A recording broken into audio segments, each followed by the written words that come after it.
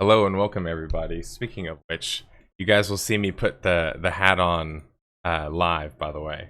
Ready? It wouldn't be a podcast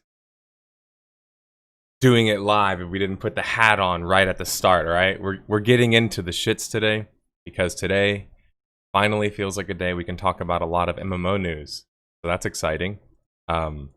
Welcome to episode 53 of the 6 Pixels Under podcast, everybody. I am nerdSlayer, or N.S., your host, and this week is, as I said, it's all about MMOs. We're going to talk about Raph Koster's new MMO that's coming out, created by, or at least being created by, his new company, Playable Worlds. We'll talk about Mike O'Brien, the prior ArenaNet president, leaving the company and going to form his own company, seemingly bringing other people with him. We'll talk about Slay Together, an old-school MMORPG developed by one person. And we'll talk a bit more about some interesting revelations. Say, for example, CCP apparently is got some runoff members who went and started their own MMO company and got some funding as well. So we'll talk a bit about that. And then today is the day that ArcheAge Unchained is opening its servers to everybody on the PTS. So yeah, there's a lot of MMO news to cover today. And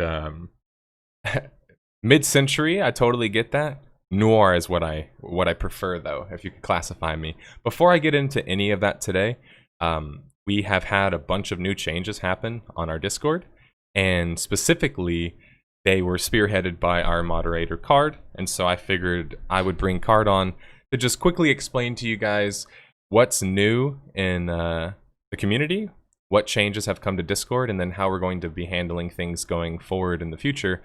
All of this stuff is exciting, so hopefully you guys will like a lot of the Flare stuff. 1 second, let me make sure it's going to pick up my speakers really quickly. I don't jump in there and it doesn't pick him up. Doing it live, right? Okay, there we go. Yeah, I have to switch that every time, which is kind of annoying, but what are you gonna do? All right. Hey, Carde. Hello. 1 second.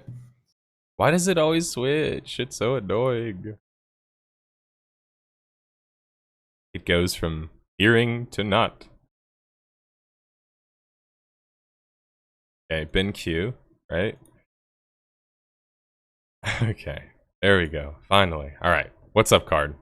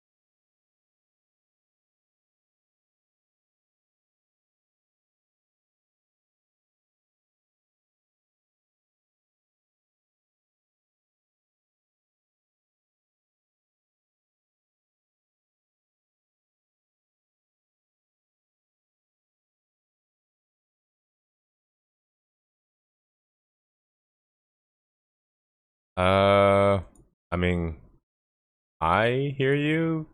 My sound is on my speakers. Okay. Do you guys in chat hear him? Because I can up my gain if I need to. Can now. Okay. Okay. We're good now. Well, yeah. Let's quickly back to the beginning. Quick recap then.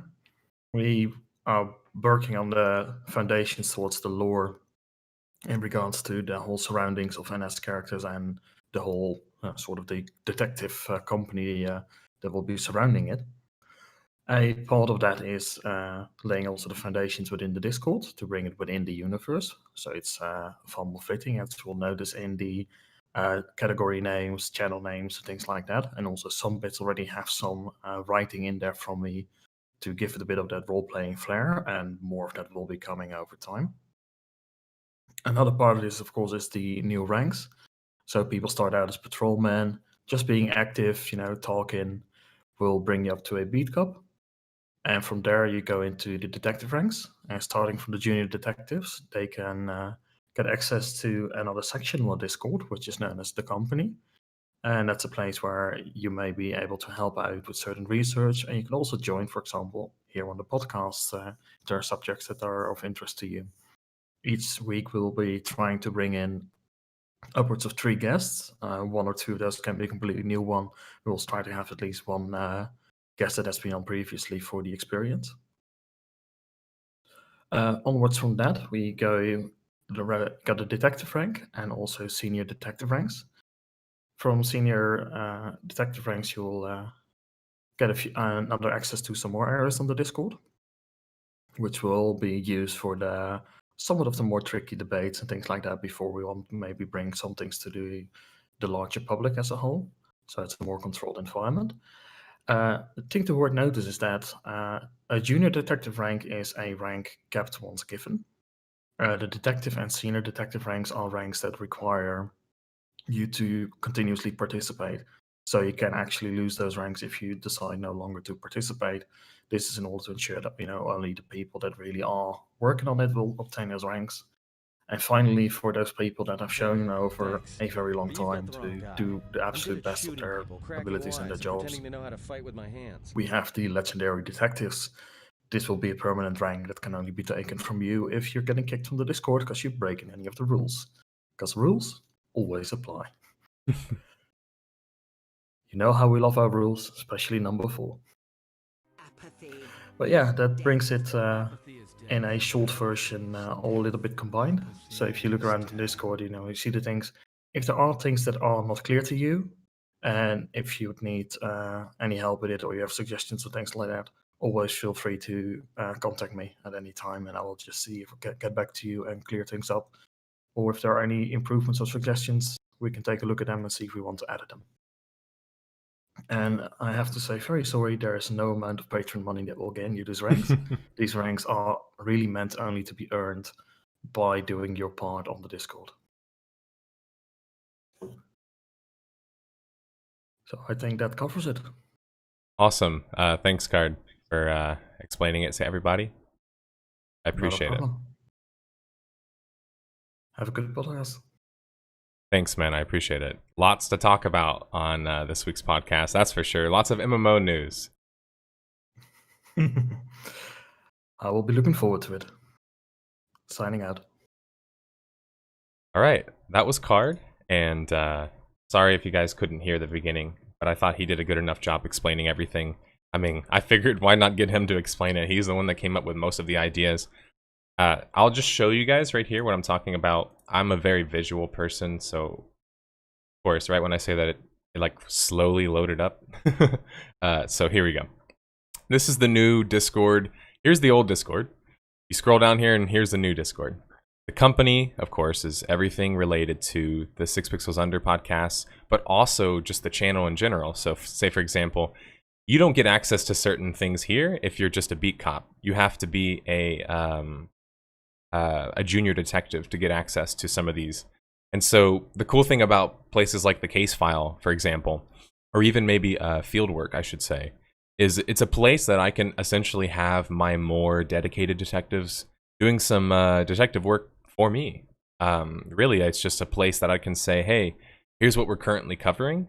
If you guys can find anything interesting, anything that you think that is very important, even if it's like, I don't even necessarily tell them what I've figured out already. It's totally blind. I want them to go off, find information that they think is very interesting to them, show that to me, and then sometimes I'll be surprised and find that that's very interesting to me as well, right? And maybe it changes my ideas, or maybe it brings up more perspective, or even in the case we've been doing Toontown, as you guys know, and I've had Ulysses helping with financials. He's been digging through the financials, and that's been really helpful as well. So it's just like, it's a place that I can have people who are just more interested in getting involved in making the videos and being a part of the research, which I feel like is a big part of this channel. A big part of our community is that we're a place where it's not just about being MMO fans or being gamers, if you will. It's about being people who care about learning. It's about being people who want to see the industry grow, want to make sure it doesn't have maybe some of the more negative effects of it, wants to have like more mature and moderated arguments. That way we can actually have discourse, we can disagree, we can agree, we can explain our perspective. Rule 4, remember, says that you must explain your perspective or provide some sort of evidence if you're going to make some big broad claim. And like all of that is just, it fits within the mythos of what nerdSlayer is, what the channel is about. And I just think that the community needed an upgrade. They needed to feel more part of the lore and the story, and that's exactly what Carde and I have done, especially Carde, who will be writing the lore of the channel. And it essentially goes, I should say the character N.S, which is not me. I'm nerdSlayer, remember. The character N.S is a different character. That's why there's still 2 different names. I'm still nerdSlayer. It's just pronounced nerdSlayer, even though you see N.S. It's detective stuff. You gotta watch more detective films. Go watch some Humphrey Bogart or the Maltese Falcon or something. Go watch old school Sherlock. Code names is, anyway. That's all here. We're trying to create more mystery, more intrigue. So there's hidden sections of the Discord that you have to be, a certain rank to access, and there comes perks with that. For example, the higher ranking detectives have access to, just like the Patreon members and Twitch members, they have access to giveaways and things like that. There's also the legendary detective rank, which Carde briefly went over. That rank is kind of like the rank where this person is constantly been contributing, constantly been a pillar of the community, and it's only handed out as a flare text. Or sorry, I should say as a legendary title. It's something that's not supposed to be handed out willy-nilly. And so these are just some things we've created because we want to create more of a community-like feel, but also involve you guys more in the creation of both, the Death of a Game series, my other editorials, and then of course the 6 Pixels Under podcast, which if you guys can't figure that out already, I think we've talked about it last podcast, but if you missed that, the big focus now with the 6 Pixels Under podcast is highlighting you guys. It's highlighting the community. Because MMOs are all about community, right? MMOs are all about building a community and building something in which you can share an experience with other players. A party, a group, a guild, an alliance, the community, right? And without a community, without players coming together and working together, MMOs don't really work, right? That's just kind of how social stuff works. You need to come together in order to work on things that are, of the massive nature of a massive multiplayer online game. With 6 Pixels Under, I figured for the longest time I was doing it basically by myself, and while I don't necessarily mind that, what I notice is that it basically puts a little bit different of a spin on the show. It makes it feel as if it's more of just sort of talking about my opinion. And what I like the most about bringing on other people onto the show and keeping them on for most of the duration of the show, so how it would go is the intro would happen. I would invite people on to the podcast who are at least a junior detective rank. You can't come on if you're a patrolman or the rank below that, B cop. You have to be a junior detective to get invited onto the podcast. That's not to be just super exclusive. It's just because I need to have some level of control over the quality. And also, I can't have people joining the podcast if they're going to be in the podcast for 2 hours, if they're not going to talk, if they're not going to have opinions. Patrolman is lower than B cop, sorry. Then they're not really going to be contributing, and so it's kind of like a bit of a control, I guess you would say quality control. And so that's just kind of how it's going to go right now. If you already are a junior detective, it probably means you've come on the podcast a number of times. You're pretty active in Discord even, and so I wanted to give those people who are showing up anyway that rank so they can feel like they're still involved. And that is going to be happening next week. So the first time that the podcast is going to be shifting towards more of a community-based podcast where everybody's going to come on. We're going to talk about whatever topics we have for the day. We're going to have certain topics to go over maybe for like a group discussion. Maybe we have our MMO roundtable topic, for example, and then we could take that and expand it to other things. And then we will end with maybe some questions. And then finally, when I say goodbye to everybody, I will do one last AMA where you guys can just ask me questions. And then that will be the end of the podcast. So simply enough, starts, intro, invite everybody on. We talk about a bunch of different topics, not just MMO stuff, maybe whatever ends up coming up. These topics will be, as soon as possible, they will be posted into the correct Discord channels. So the people who are involved in, our junior detectives and want to be involved in the actual discussions, you can actually see like, okay, so this is the docket. This is what we're going to be talking about. Here are the big topics. That way, whenever you come on, you're not just like, uh-oh, I didn't have anything planned for this topic that I don't know much about, which has happened before, and no pressure on any of you guys. It happens with me too. Sometimes I'm talking about topics where I'm just like, I don't even know if I have like a grand opinion about this yet. So it's just easier when we can kind of let you guys know really what's on the docket ahead of time. That way, whenever you volunteer to show up to the podcast, which just so you know, if you volunteer to the podcast, you're going to say that you're going to be there. You have to confirm this within 24 hours and then be present. If you're not there and you're not showed up, or sorry, you don't show up, it will greatly reduce your chances of being on again. Obviously, that's just to control people saying, hey, I'm coming on, and then all of a sudden I show up and it's just me. Like, I don't want that to happen, and because the podcast is shifting towards more of a community-like podcast. So I don't want to make it seem like it's like you got to get these ranks and it's super exclusive. It's ultimately open to everybody. If you manage to get through those early ranks, which are really just about proving that you're interested, that you're contributing, and that you want to talk about some of these subjects and topics. I don't beat people, I eliminate them. All right, let me go ahead and get my title fixed here, as I wanted to switch it to the MMOs on the go. All right, MMOs on the go. Lots of MMO news today. And that's really what I want to talk about the most. Rank number 1, Discord, and I am somehow not a legend. Actually, Limpos, you have a good shot at being a legend, man. You have one of the better shots, so there you go. Some words of encouragement.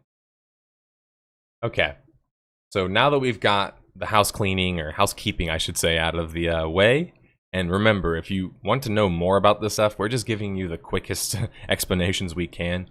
Feel free to go look at the Discord. You can read all of this yourself. Carde, patiently typed out mostly everything you need to know, so there shouldn't be any confusion. It's pretty simple once you just, read it. Let's get into our first topic of the week, though. So, obviously, this has been all over the news. It's no secret at this point. And I obviously have also talked about it already as well. So without further ado, we will talk about Raph Koster's Playable Worlds lands a $2.7 million funding investment to create a new kind of MMO. So Raph Koster, man, this was some crazy news. His new company, Playable Worlds, as the article states, award-winning designer behind Ultima Online and Star Wars Galaxy, says it's time for his dream to be fulfilled. If you don't know who Raph Koster is at this point, I would really recommend you watch my Star Wars Galaxies video. And if that's too old and the quality sucks too much for you, just go watch one of his... he does a bunch of talks at conventions. I think Luden's actually, if he's in chat right now, I believe I saw him. He has a bunch of really good resources that Raph Koster has spoken about, really interesting topics. But the best place to go is just his website. You can go to Raph Koster's blog, and man, there's just a treasure trove of ideas. If you guys want to know where I come up with a lot of my ideas, how I get inspiration, that's who I get it from. I'm getting it from this guy. So it's not just another old developer who's like, hey, I'm gonna make another game, and I'm very idealistic about how things are gonna turn out, because it's not really the same thing. This is a guy who wrote a book on how to create a virtual world. This is a guy who was basically there when they coined the term MMO. And actually, him and his wife are the leading creative forces behind Ultima Online, not Richard Garriott. So, this has to be stated, right?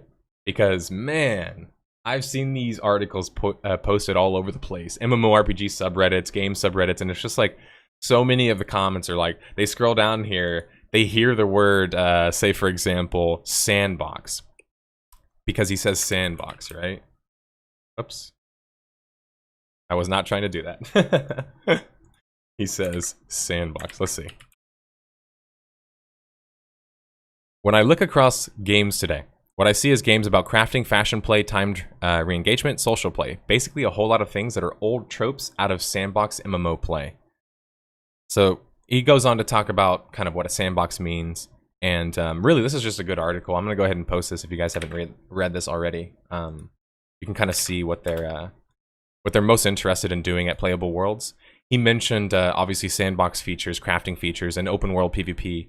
That sort of stuff is very, very integral to building a sandbox and building a good sandbox game. I will say that I have emailed Raph about this, and I got a message back. I got an email back. First off, he said he saw my Star Wars Galaxies video, which is pretty crazy to think. But he told me that obviously right now, there's not a whole lot of news. It's too early. When it comes to MMO development, you're talking maybe 2 to 3 years before you can see anything workable, anything that you can show the public, right? And so we're a ways off from that. But he did tell me that we should stay in touch. So that to me says that at some point in the future, as soon as they're ready, perhaps, maybe we can talk about what they have in store.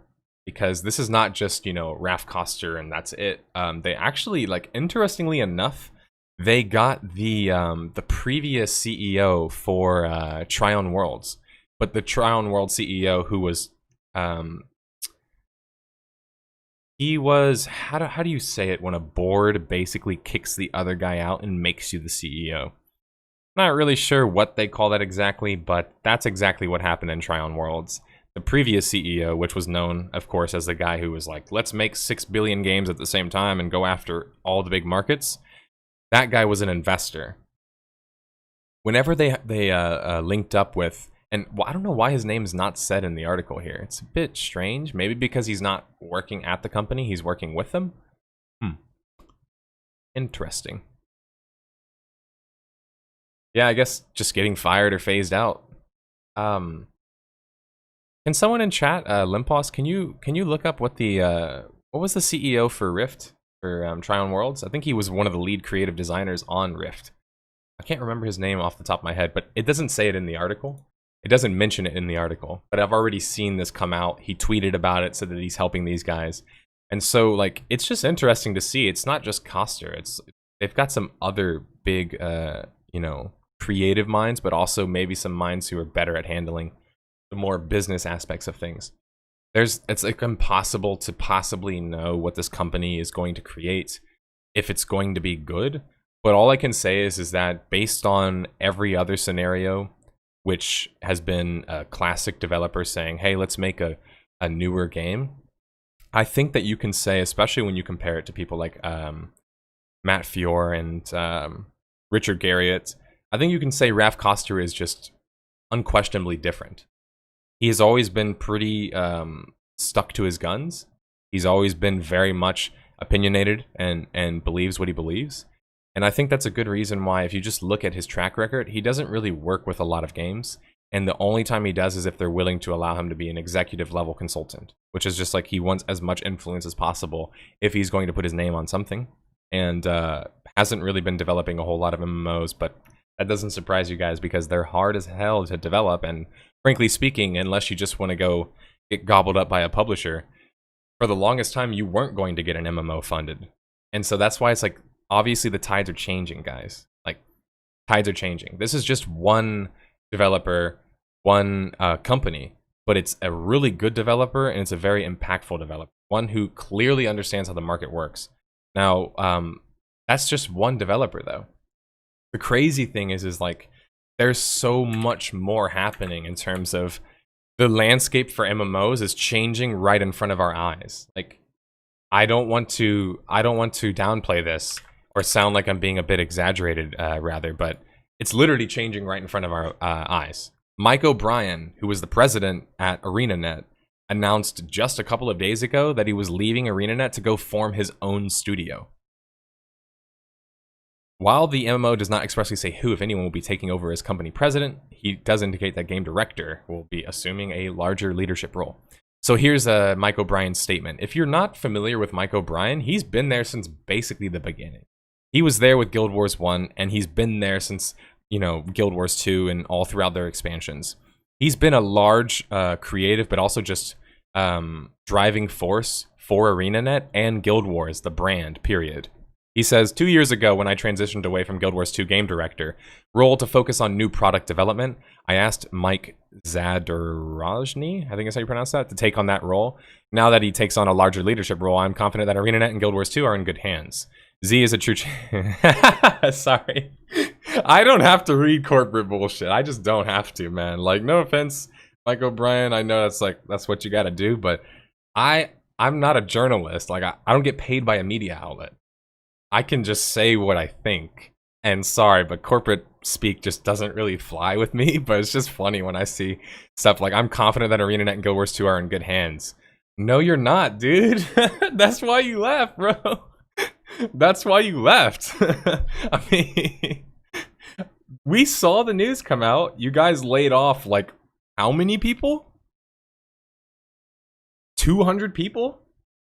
You guys canceled like 4 different projects that were being currently worked on. Guild Wars 2, or sorry, ArenaNet, NCSoft came out and said we cannot monetarily support the kind of content that Guild Wars 2 needs. All of this is public record. You can go look all of this up. This is not just me saying things, right? This has all been said already. NCSoft has basically already said Guild Wars 2 is too expensive for how much money it makes. That is a serious problem, guys, especially for an online game. That is a massive problem. That's why I think it's maybe time at some point. Maybe this will be our first topic we can cover on the MMO Roundtable, or at least the new 6 Pixels Under podcast MMO Roundtable. Maybe this is a topic we can cover, but when are we going to start having serious discussions about Guild Wars 2's future? Because if they're losing their creative director, I mean, like, the guy who basically, like, spearheaded the game, one of the guys who spearheaded the game and the company into where it's at now, they've lost so many other names as well. They have basically none of their original PvP developers working there, and many of their original developers, period, their writers and stuff like that, don't work there either. I think, in fact, does Colin Johansson even work there anymore? I'm not even sure if she works there. And so, like, there's a lot of creative talent who's been leaving ArenaNet for some time now. I know it's because right now Guild Wars 2 is still a pretty good game. It has a really fair business model, right? I don't have a lot of, like, negative criticism to talk about Guild Wars 2 other than its PvP aspects, as you guys know if you watched my video on that. But we might have to have a serious discussion about Guild Wars 2's future. And apparently there's more in the farewell letter. It talks about it took over role of game director on Guild Wars 2 right after we launched Path of Fire. Assuming the role made me appreciate how passionate and amazing the community is. Trying to see if I can find anything interesting here. Well, I'm glad that actually MassivelyOP does mention what I'm talking about here. It's actually 143 employees, so sorry, I said 200, that was wrong. The studio was rocked by firings of 2 employees who clashed with the community. That's not really a big story. I don't want to talk about that. But the company did downsize 143 employees in a massive layoff that coincided with the cancellation of their other titles.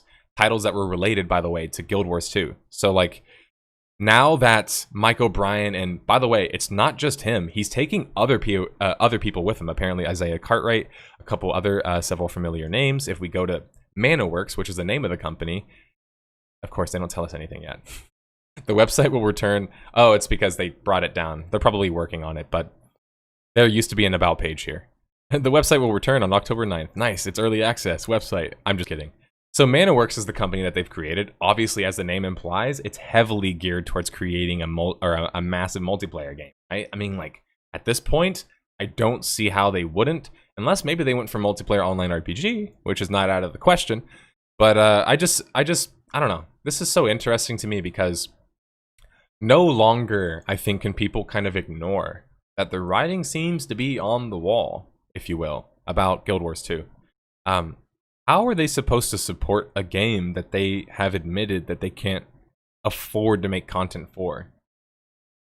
And when they say afford to make content, I'm not going to argue that they're not making profit. or rather, they're not making profit off of Guild Wars 2. But we've covered this already. We've looked at NCSoft's financials. It's not a matter of they're not making money off the game. It's a matter of, is it worth the amount of effort and work that they're putting in to make such a little return on their investment? Remember, NCSoft is a Korean company, tried and true. They care primarily, as proven so many times, about the Korean audience. And so ArenaNet was always interesting when they aligned with NCSoft, because it was like, this is a Western company that is going to bring some level of Korean influence over here, but it's still a Western company. So it's a bit different than them bringing over Nexon America, which has happened, and, you know, NCSoft West, which was when NCSoft came over and created like some company. Like, this is a bit different, right? But maybe next podcast we need to have a talk about Guild Wars 2 and its future, because I find it very hard to believe that a game that basically relies on releasing expansions to make money, because its cash shop is not very intrusive, is going to be able to function creating more content.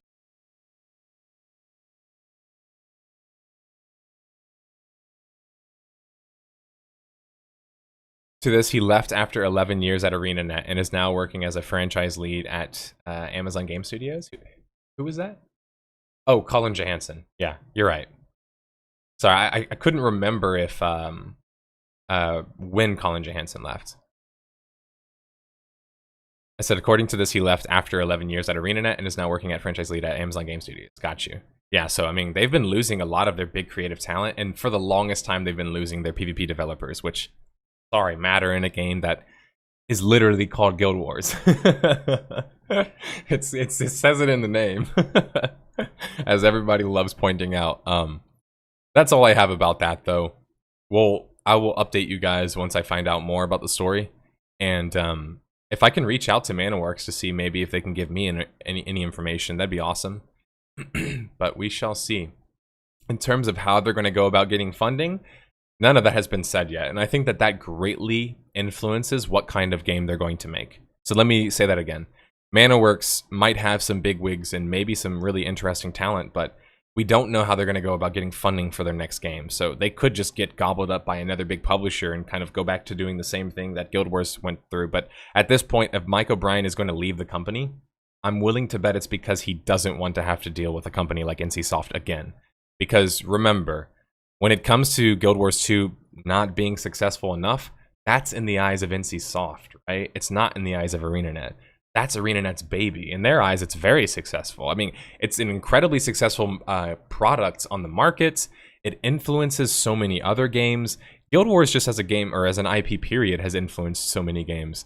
But if the game's not able to make enough money in the eyes of NCSoft, they don't really care if it's impacting the market in some great way, right? If it's not making enough money for their investment into it, their time investment into it, it's not good enough.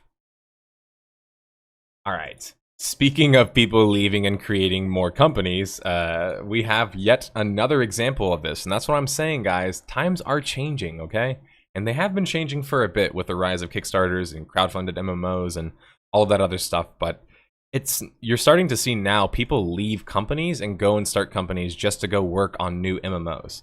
So apparently it says CCP, Remedy, and Next Games alumni launch a new MMO-focused studio. Hey, they took a little picture for it too. It's badass, right? Definitely looks like some CCP devs. I'm just kidding. I say that because they're obviously European. With a founding team of 13 industry vets, whose past credits include EVE Online, Alan Wake, Mainframe Industries will have studios in Finland and Iceland. There you go.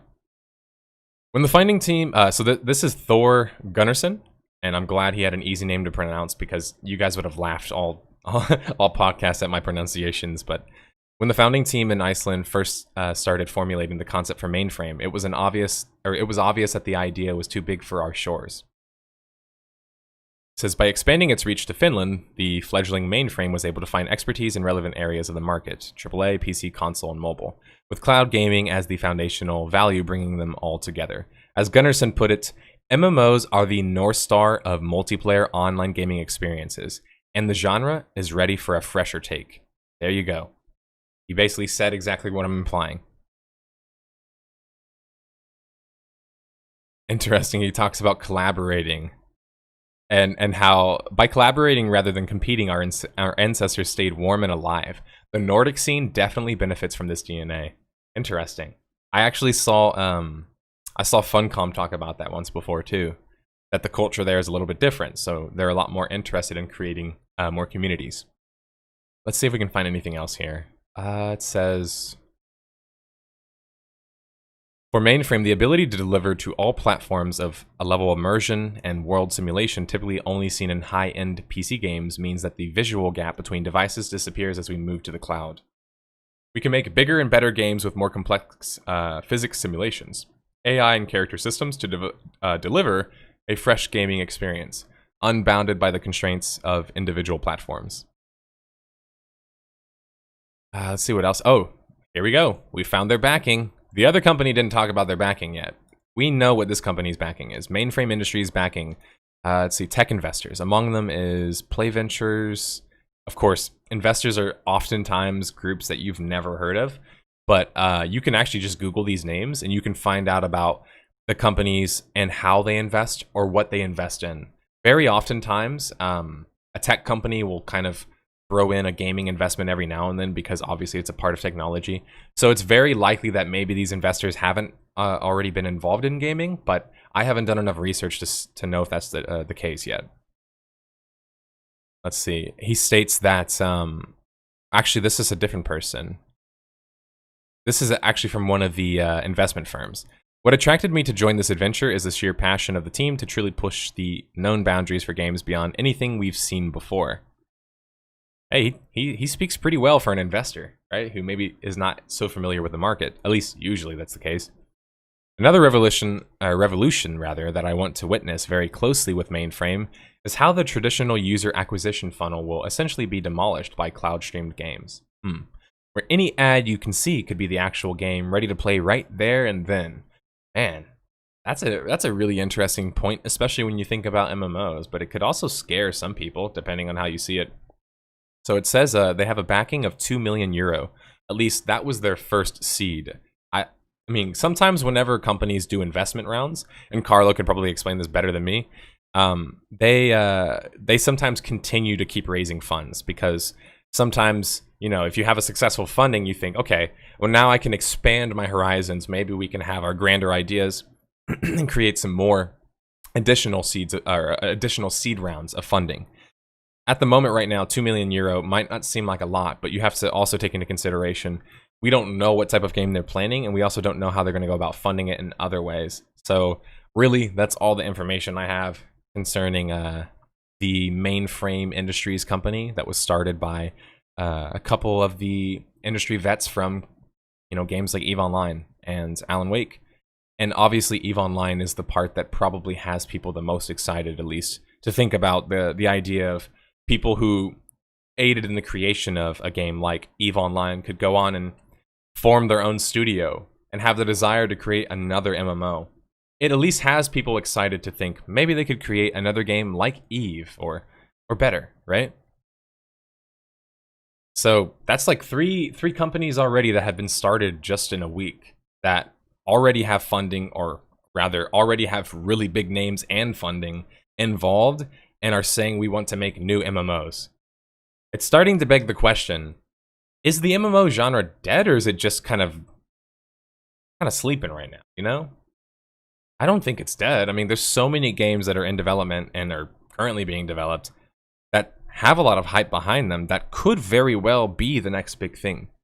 It's just they're not out yet. And that's a big part of the MMO industry, is you kind of feel like you're a bit of a bandwagoner. You're kind of along for the ride. You almost have to be. Because if you go in with a mindset of like, oh, well, I'm just going to follow games whenever they're out.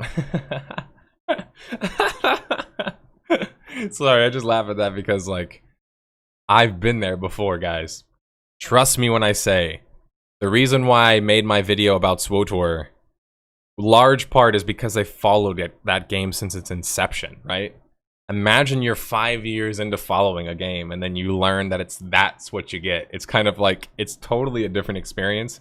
And I get that's not so appealing to people, but there's no changing that, guys. MMOs kind of function like that. They take a lot of resources, a lot of time, and usually a lot of people.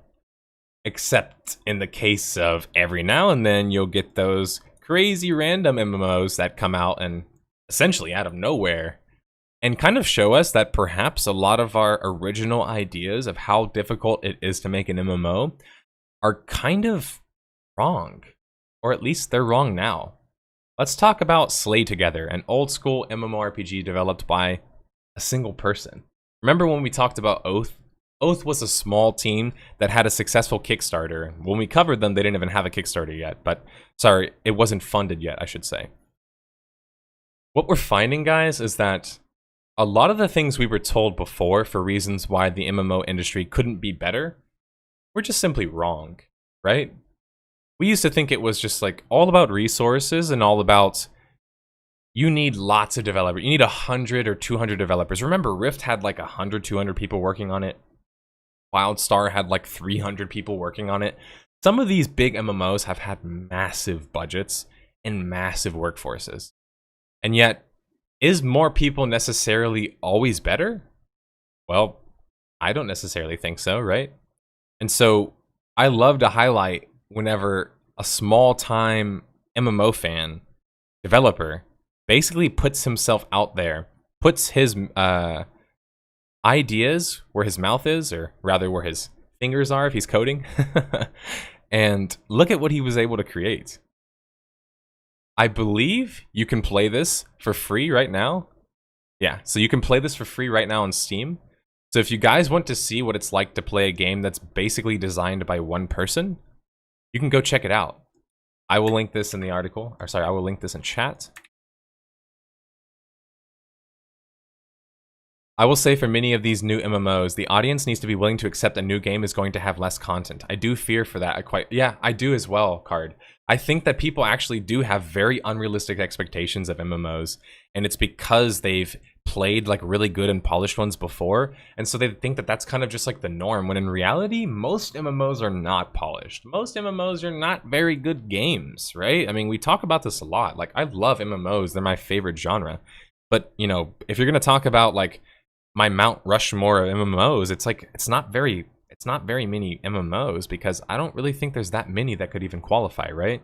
There's so many that, you know, have problems with launching, have crappy business models, never get any type of population to them, and yet you can basically now, whenever somebody says, well, good MMOs don't happen because it just takes so many people or so much money, it has to be billions and hundreds of millions of dollars, it's like, we're starting to realize as technology is advancing, as development tools are becoming more readily available, are becoming more cheap, are becoming cheaper, are becoming easier to use. There's more information out there. There's podcasts like 6 Pixels Under right here where we talk about MMOs. There's my channel. There's many other MMO YouTubers.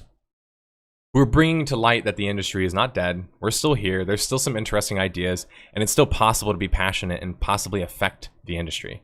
So I'm just excited that there is projects like this that exist. I think that one thing that Carde brought up that I really agree with is that when you take into consideration that MMOs can be created by smaller teams, it's not to say that I'm saying that therefore it's easy to make an MMO and therefore you should just have a smaller team. All I'm saying, guys, is that it's possible. You someday, I'm talking to you right now, you're watching. I had a comment today on my YouTube channel. The guy said, in fact, let me just read the comment. He said something that I really resonated with, and I bet a lot of you resonate with.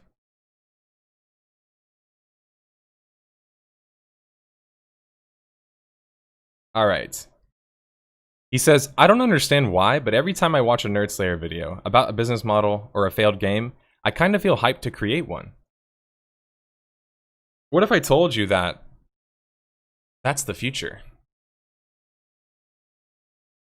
You watch a video, maybe you learn about a certain MMO that sounds awesome that you never got the chance to play, or maybe you played a bunch of MMOs and those don't exist anymore. Maybe you're just like, you know what? I used to think that I was powerless. I used to think that we as a community were powerless because, remember, everything was ran by the publishers, by investors. So just random people like us never had a chance of getting big funding, never had a chance of even making an MMO. But that's not the case anymore. And think about how many possibilities are opened up once that's no longer the barrier. Once money is no longer the big barrier. Once tech is no longer the big barrier. What we're going to start to see in the next 10 years, and you know, I will be here alongside you guys for the journey, but what we are going to see in the next 10 years is mini projects just like this that are going to surprise us, that are going to shock us. Small teams, players, right? Single people, 2 people, 3 people are going to be making genuinely good MMO-like experiences, or maybe even more RPGs, multiplayer online RPGs. And that's going to really just change everything, because then we're going to realize the power is in our hands as well. If we want to create an MMO, what's to stop us? What's to stop you from wanting to create an MMO? Why do you guys think we talk about development topics with MMOs? We talk about features. We talk about social aspects. We talk about deep, very deep intrinsic MMO topics sometimes on the podcast, and sometimes we just talk about things like PvP, you know, on a base level.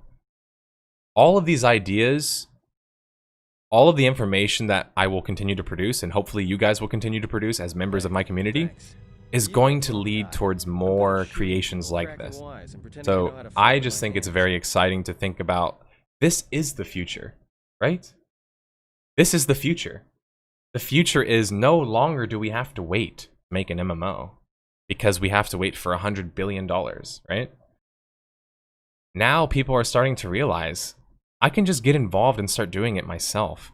And that's not to say go and create your own single person MMO development project. Go join another team. Go find somebody else. There's so many ways that you as a fan, you as a player can contribute to helping other games be developed. Whether it be volunteer work, whether it be you pledging to their Kickstarter, whether it be you maybe helping with coding, maybe you help with art. Maybe you just talk about it to your friends. Maybe you just talk about it online. It might seem inconsequential to you, but let me tell you, it's not. It's not. I was a forumer. Look at me for a second. Don't I look like a neckbeard? Like I was a forumer. I grew up on the internet. I just used to be a talker, guys. I just used to talk about things. I just used to play the games and talk about ideas. Man, this would be cool. Man, this would be cool. But then someday I thought to myself, I spent all of these years playing these MMOs, and I'm not going to make this part of my life, even though it's the thing that I enjoy the most. And so, like, I say that to basically say, like, I went through that journey of being like, I'm just a random MMO player. How could I influence things? You can always influence things. And please, please don't forget that you have a lot of power. As a fan, as a gamer, as a player of these games, you can dictate where the market goes ultimately. You just have to be vocal, and you have to be educated. You have to let current developers know, whatever you're giving us, whatever this current business model is, I don't like it. I don't want that. And when companies or games like Slay Together or Oath come out, support them. Don't just look at them and think, oh, so low budget, so low art style. It's like, yeah. Are you surprised by that? Do you want to know how big their budget is? How many people they have working on it? Could you imagine if they had EverQuest's budget? And that's an old game. Could you imagine if they had, like Oath, like 50 grand? What they could create with that? It's just like, the barrier to entry is getting lower and lower and lower, which makes us, as the fans, as part of the community, that much more important. And that's good to see. Now, I'm still worried about the business models. That's why I put that video out. And I'm going to do a business model video on each business model to intrinsically explain how they work. Because I want you guys to do... Someone brought up a good point on my video. They said, I like that you talked about the pros and cons of these 3 different business models, but I'd love if you just like went through how intrinsically they work. How, from start to finish, a model monetizes and how content is made to be monetized. And I think that that's absolutely something that I want to do. Because that's kind of where I think the biggest problems are right now at the moment. Is a lot of the business model stuff can get us in trouble, right? If we're not careful about supporting these companies who basically don't give a shit about us, right? Big corporations who just care about profit. If we're not careful, and we just feed into it thinking, oh, it doesn't really matter. It's not pay to win if I'm not the one buying the pay to win thing. You're part of the problem. You're part of the problem. So all I'm asking for really is, you know, just be educated. Like, find what you like, learn about it. How many people are working on it? How big is their budget? Are their expectations realistic? Are they not realistic? Is it possible that this game will launch with the features that it says that it will launch with, right? These are questions you have to be constantly asking yourself. And that's just the unfortunate truth, is you can't always trust what you're being given, and you certainly can't trust what you're being told to buy. Because it's a bit of a different connotation, right? This is actually like very much related to a bit of an interesting reminder to change the channel where Muxybot speaks. Yes, I do need to change that. Sorry about that. Carde. I did miss a couple of subs, I think. So Carde resubbed at the very beginning. Lions resubbed as well, so a fedora tip to both of you. By the way, thank you for helping out in chat, everybody, including Ludens, posting the articles. And what else did I? Okay, so Centurion Prime, thank you for the Twitch Prime subscription. Welcome to the Noir Club. Here's my le tip. All right. There was some kind of recent news that I saw. News, I guess, if you can call it that. But some interesting predicament, I guess you could say, about Pantheon. So if you guys aren't familiar with Pantheon, we talked about it a lot last podcast. I'm not going to go over my rant last week, right? I already ranted about how are you going to pay for a game that's literally designed to be the content is literally designed to be created by the developers and they don't have enough money. Like, how would that even be possible? It's like, imagine if Minecraft didn't let you do all of the creation aspects and they had that like really small dev team that they originally had. I think it was like 1 or 2 people. And then they were like, oh yeah. Sorry. I'm not even going to finish that one. All right. So we talked about Pantheon. Eridune, as you guys know him, rather, Brad McQuaid, as you guys know him, Eridune on the forums, Pantheon's forums, kind of was confusing people a bit. And honestly, is kind of why I don't know how to introduce this topic, really. Is like, I don't even know what to say, but Pantheon's subreddit is even talking about this.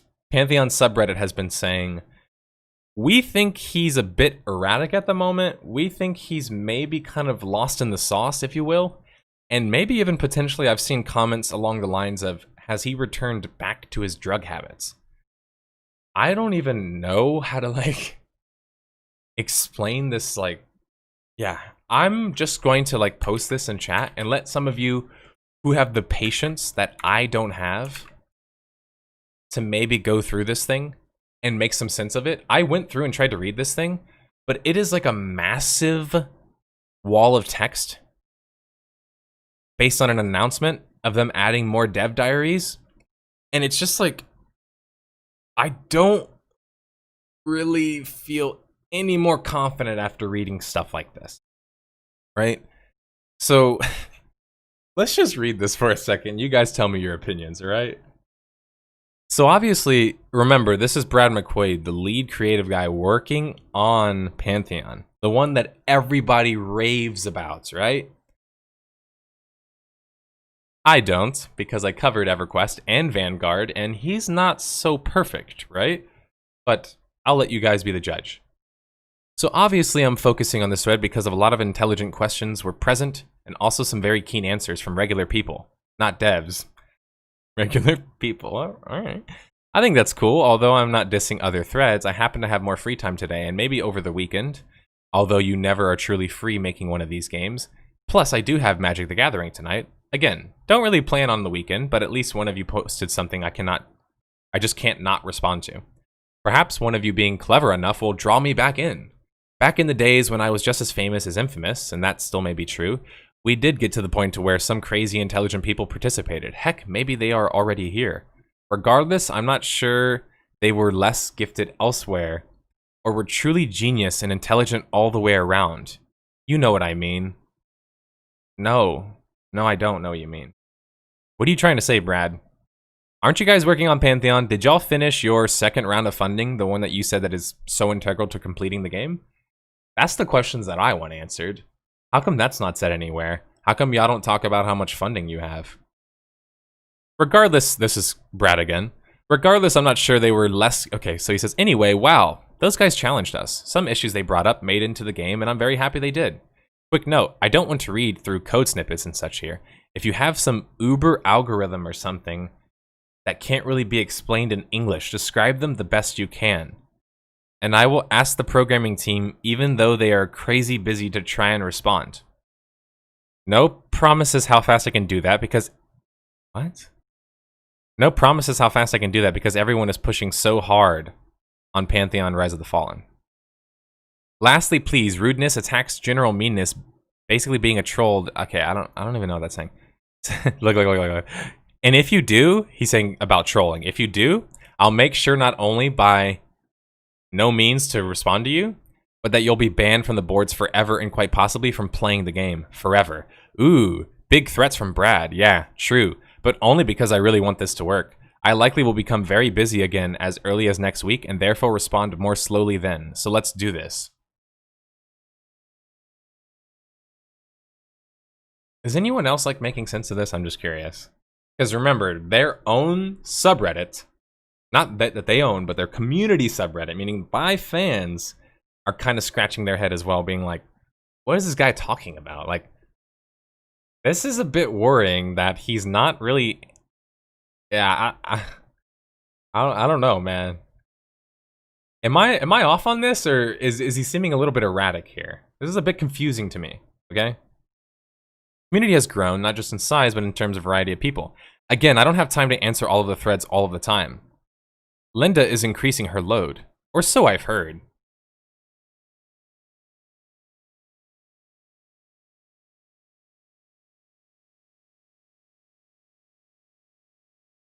I need a hotkey to be able to quickly go to full screen so you guys can see my reactions like live.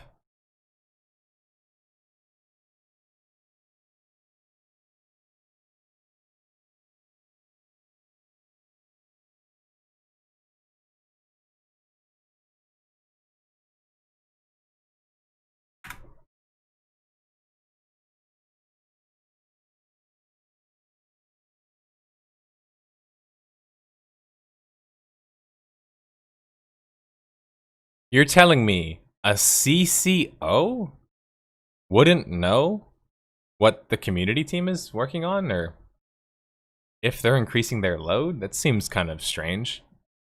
If you're a creative lead, you need the people's responses. You need their feedback. How could you not know how things are being handled on the community aspect? That seems kind of strange. Anyway, we have a smarter and more mature community than, say, 1 to 2 years ago. So before that, it was dumber, is the implication. All right. I really don't mean that as an insult, by the way, because he realized it seemed like an insult, so he said that.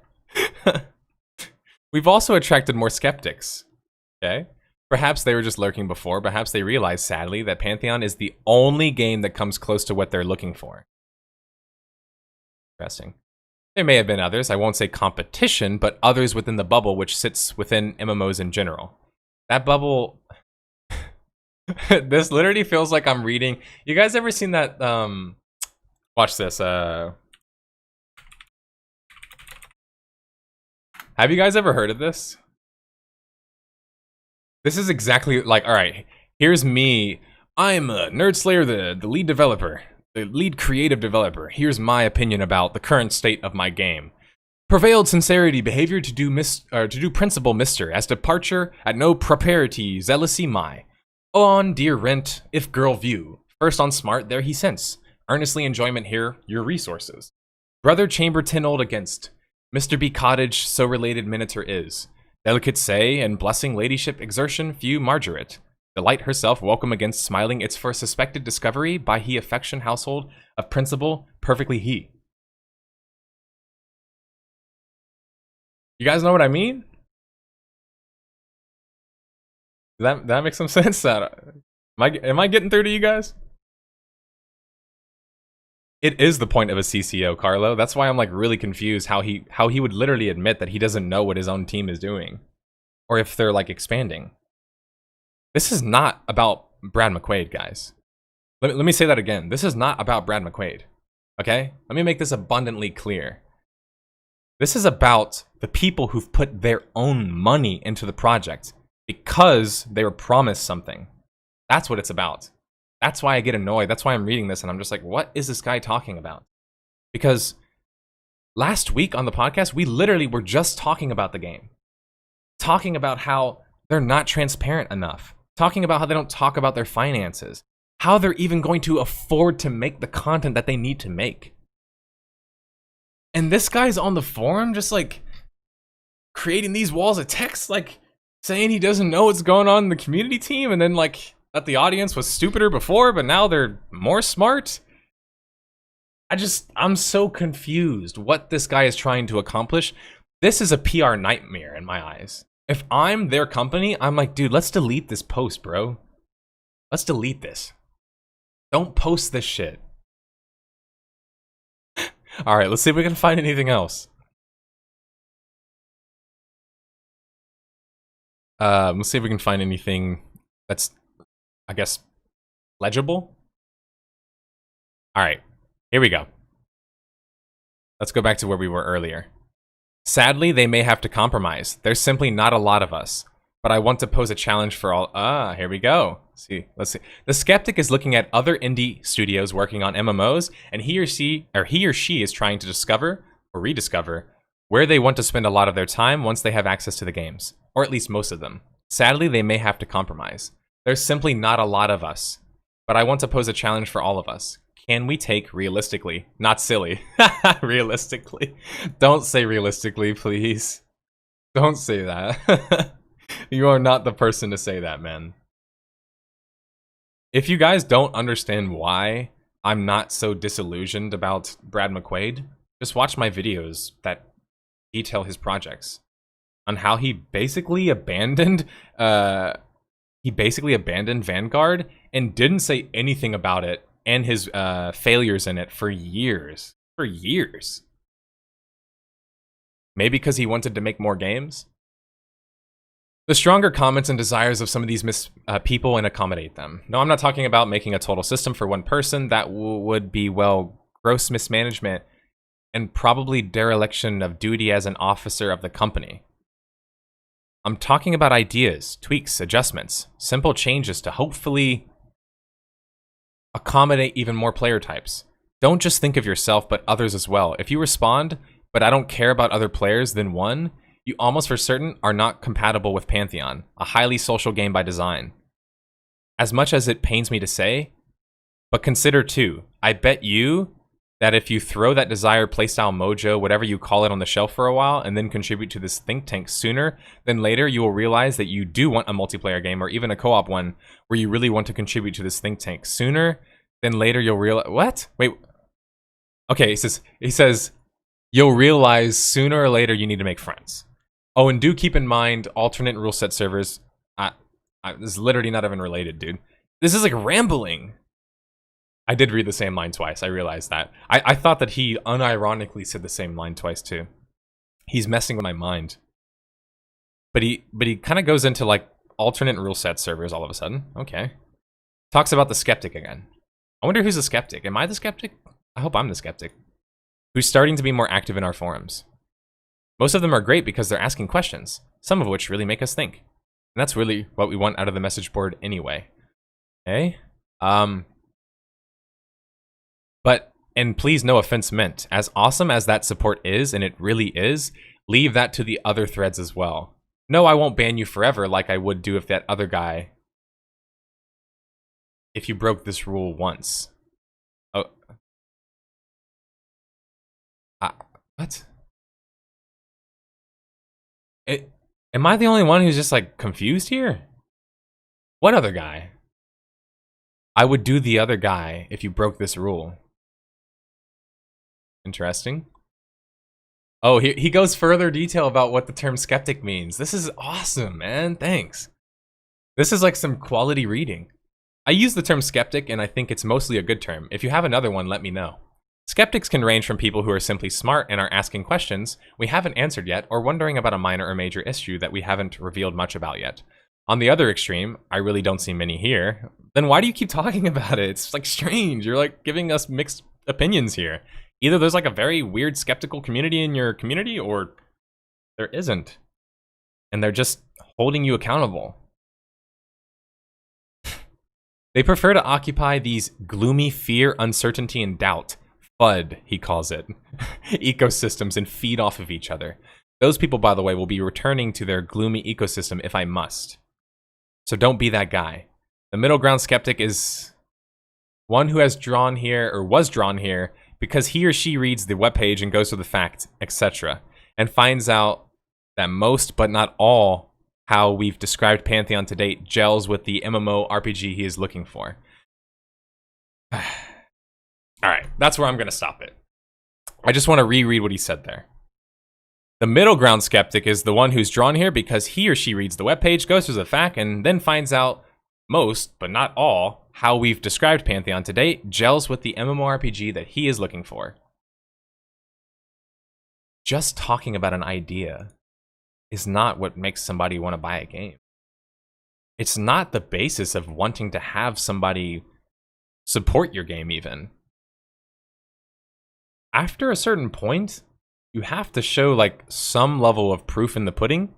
And although they do live streams and have done live streams, is anybody going to argue they're not still an alpha or pre-alpha? I mean, they say that all the times themselves, right? I don't really understand that this guy doesn't understand that being skeptical because you guys aren't showing what you're talking about, and also you're not showing us what your financial situation is, I would actually call that a very reasonable skeptic. Is that really a middle ground skeptic?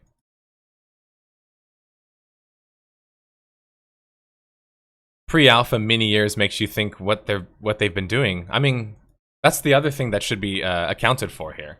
When was the first time that we've heard about Pantheon, right? The first time we heard about Pantheon. Let's see if we can find the oldest. All right, so on January 13th, 2014, excuse me. Skeptic Man. There you go, Limpos. That's a good one. That could be a character, a reoccurring character. On January 13th, 2014, Pantheon Rise of Fallen was announced alongside a Kickstarter campaign. While it raised over $400,000 in support, this was only 57% of the goal, and the campaign was unsuccessful. Visionary Realms turned to crowdfunding and currently sells pledges for the games and various levels of external testing. All right. At PAX East 2018, it was announced that Pantheon would be an alpha by the end of the year. However, in August 2018, Visionary Realms walked back that claim, saying alpha would be delayed in order to bring the game closer to launch quality and art and polish. So that should tell you that it was announced in 2014. They've been at least working on it for 4 years. It failed funding back then. They opened up the funding to their own personal website, which they've told us that they've passed the first Series A of funding. We've talked about this. Series B is the one that really matters for the MMO. They have not told us yet that they have passed Series B of their funding. And this guy has the audacity to question people who are skeptical, dude. Are you kidding me? Like, what? There's plenty of reasons to be skeptical. You're the one that's making people skeptical, especially when you act erratic like that. What have you guys been doing if the CCO, the Chief Community Officer, doesn't even know what the community's doing? Like, Creative Officer, I should say. But he doesn't know what the community is even doing. He doesn't know what his own workers, his own community workers are doing. It's just like, at this point, man, I still get comments daily. Oh, aren't you excited about Pantheon? No, I'm not excited about an idea. I get excited about games, guys. Ideas are like assholes. Everybody has one. You have an idea. I have an idea. We all have ideas. The only difference is we're not Brad McQuaid. So our name doesn't mean as much. And so we couldn't convince people to fund us on a promise, right? Because our ideas aren't big and grand enough and known enough like Brad McQuaid's are. And yet, he's still a regular person. He's not some, like, you know, weird, like, godlike being. He's just a regular person. And yet, that's not the opinion I got after reading him talk. He honestly sounds pretty damn arrogant, especially for a guy who's doing a pretty poor job at running that company.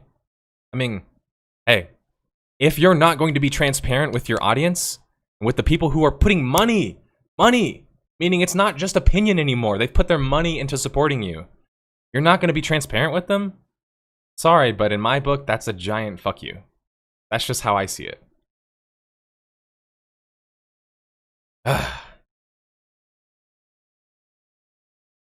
That's why you make a post slamming the skeptics? That's kind of what I thought.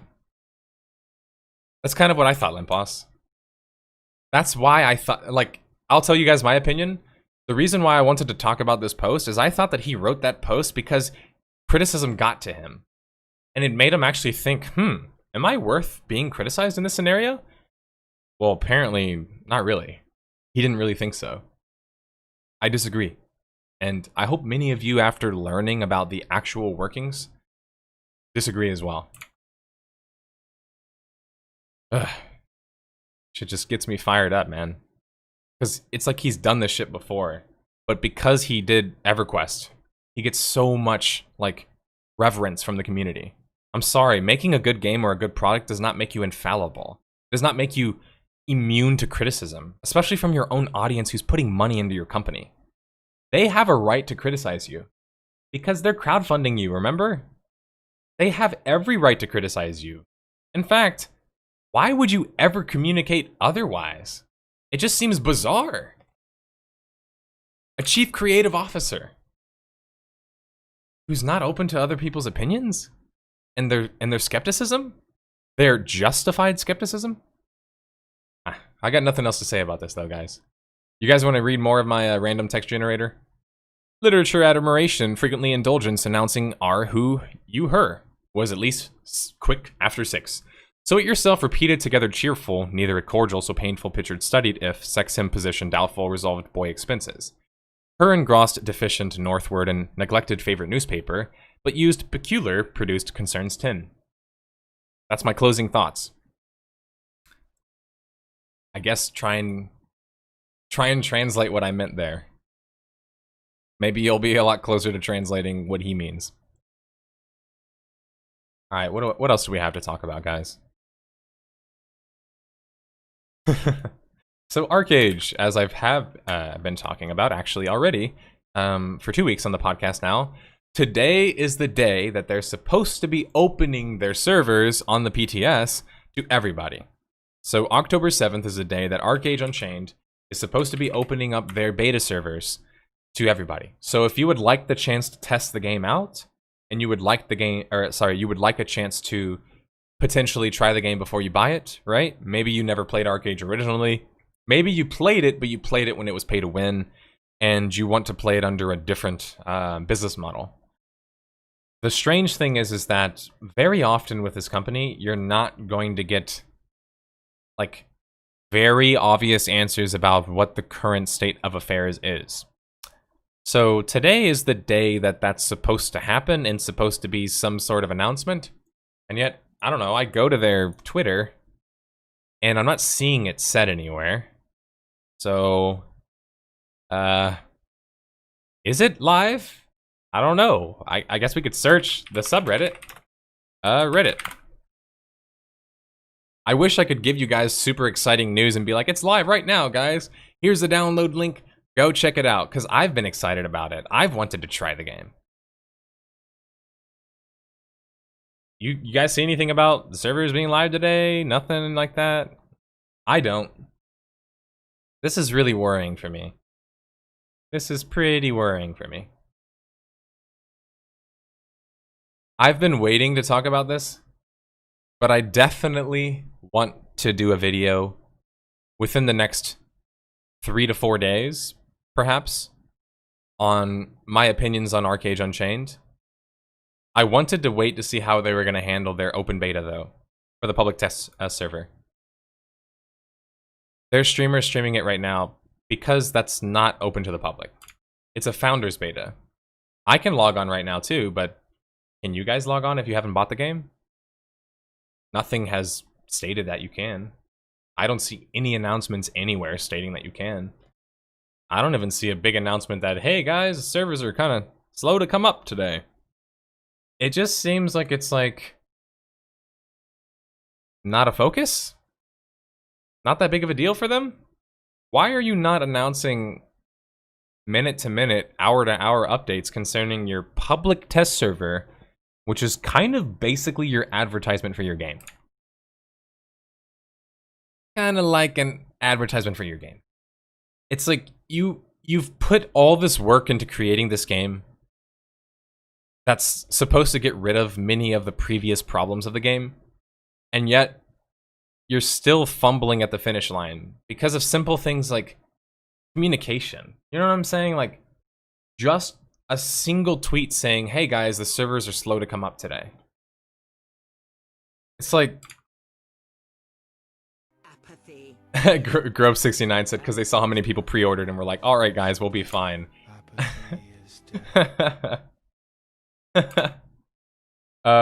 Maybe. Do they fear the Great Q apocalypse? I mean, what do you think is going to happen at launch? What happens every time ArcheAge tries to launch? The servers are going to get taxed. So I'm just trying to wonder what their plan is when that does happen. Because it will happen. I will tell you guys, I'm eager to play the game.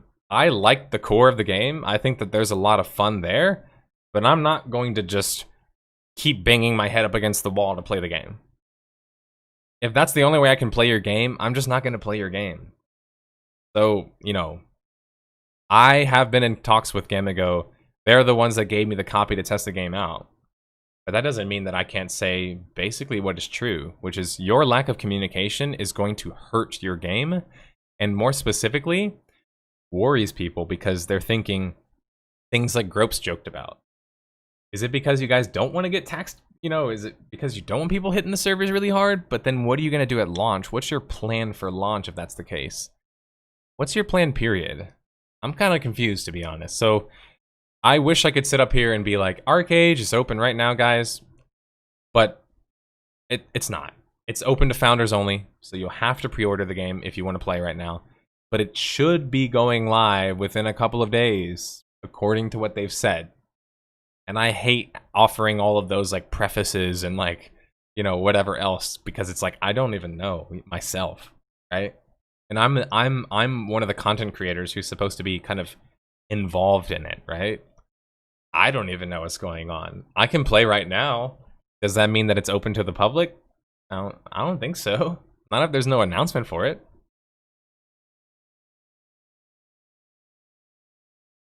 We keep finding exploits that will break it.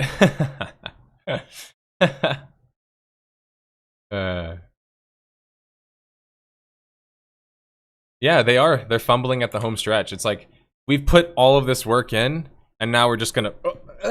right at the finish line. It's like, guys, just a little bit of a tweet, you know?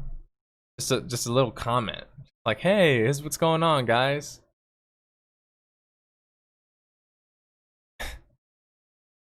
Yeah, I don't know. We'll see. Yeah, so my ArcheAge insider is telling me that perhaps it's going to start tomorrow, if they're going for 7 days before the launch. So, I don't know, man. There's so much misinformation, and Gamigo's not making it any easier, right? Because they're not giving us the correct information. So it's a bunch of like, someone says this, and it's just like, that's not a way to run a launch campaign for a game that already has such a negative stigma, that already has a tainted reputation. You're not doing it any services if you're not doing it any favors if you're going into launch stretch, into the home stretch, and you're not trying to appease people's worried thoughts, right? That are justified. This has already happened with the game. People who are saying, but what if it becomes pay to win later? What if launch queue is just ridiculous and we can never connect to the server? What if the servers are constantly being brought down? This has all happened before, guys. None of those opinions are unreasonable to think. Especially when the company behind the game, Gamigo, isn't really helping you kind of overcome those criticisms, right? The only info they release is on their weekly live stream on Fridays. They post things sometimes on their Twitter as well, though. Sometimes they'll post stuff on Twitter. Yeah, like Gropes is right. The only way to know if it's going to work is to basically try for yourself, guys. So if any of you haven't bought the game, download Glyph. I'm sorry you have to download Glyph. That's the only way to test the beta out. And see if it lets you connect or download the game under the public test realm when you press that drop-down menu. I don't think it will. But let me know. Maybe we can make the news announcement that the servers are live, right? We can break the news right here. All right, I'm done talking about that. Come on, guys, let me play your game. Let us play your game. We want to play the game. We want to PvP. We want to have fun. Some communication would go a long way. All right, what else do we have to get to today? Honestly, I think that's just about everything. So right now, I'm just going to open up the floor to any questions you guys have. If y'all have any questions, please at me in Discord. Sorry, at me in Twitch chat. Discord, I don't really check as much while I'm streaming because I only check to see if I've made any mistakes vocally or if Carde has caught maybe my mic cut out or I'm going over time. He keeps me honest.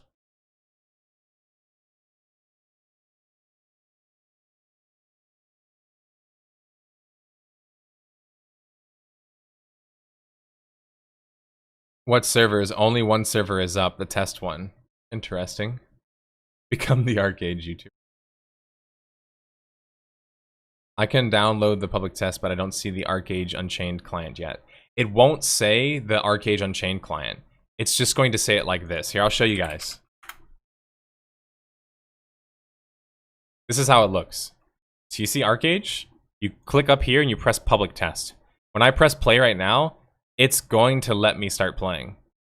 But that's because I'm a founder, right? Not because it's open beta. So that's why I was asking, maybe one of y'all could test it for me so we can make the announcement ourselves that the servers are live. All right, sorry.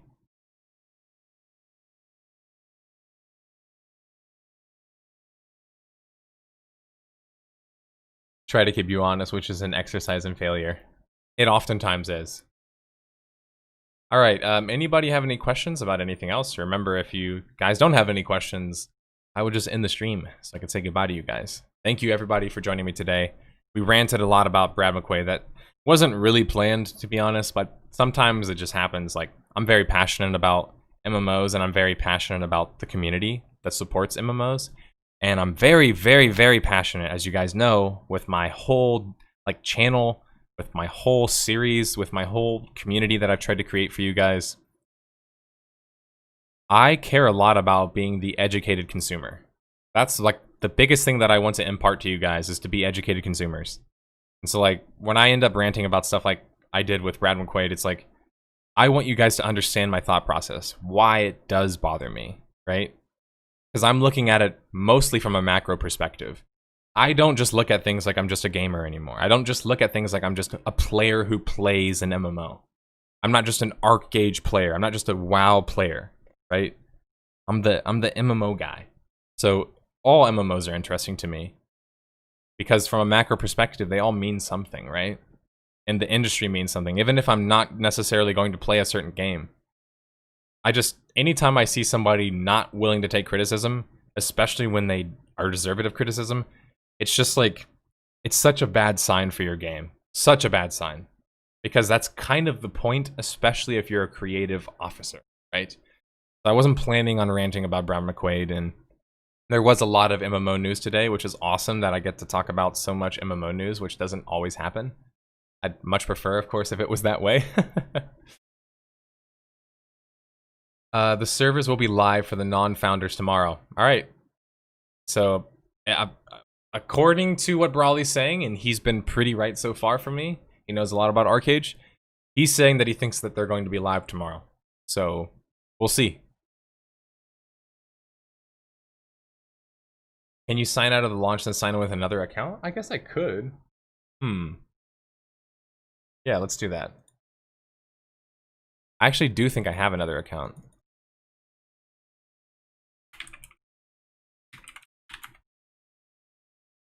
All right. It asked me to authenticate really quickly.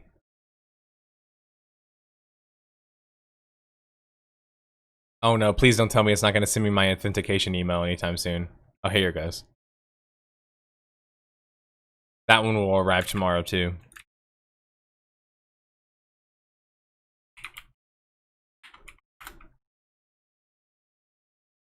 All right, drum roll.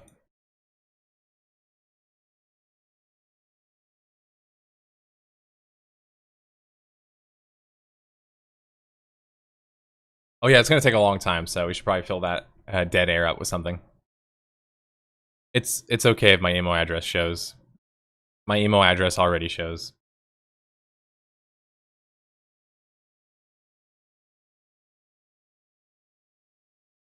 People already send me random ass shit. I can't fix it, man. It's too late. It's too late for me. My internet's plastered all over the internet. Or sorry, my email's plastered all over the internet.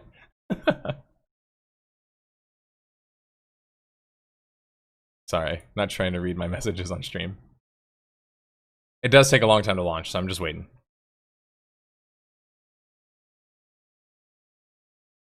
Do you think that the influence of WoW's classic or WoW Classic's success is already apparent in the market?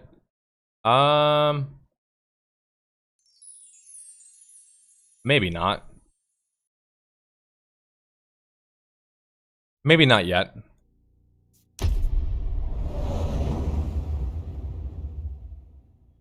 Oh wait, that's the wrong one. Crap, I picked the wrong one. No, I picked the wrong one. This is regular ArcheAge.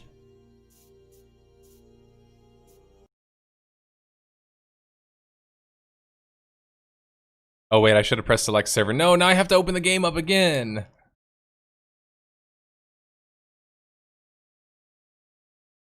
Right? Well, now it's not gonna close. So let's wait again. No, I clicked the wrong one. Just arrived. What was the AOC news? Was there AOC news? Apathy is death. Huh. I think the only thing that I wanted to talk about with Ashes of Creation was Massively doing a an op-ed on it, giving their impressions, saying it's a solid fantasy battle royale that nobody is playing. Apathy is death. Apathy is death. Yeah.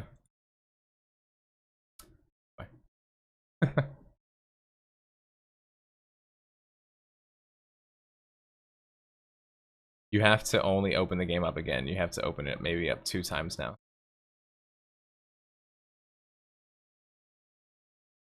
Thank you, Lava Burst. I appreciate it. It doesn't let me connect.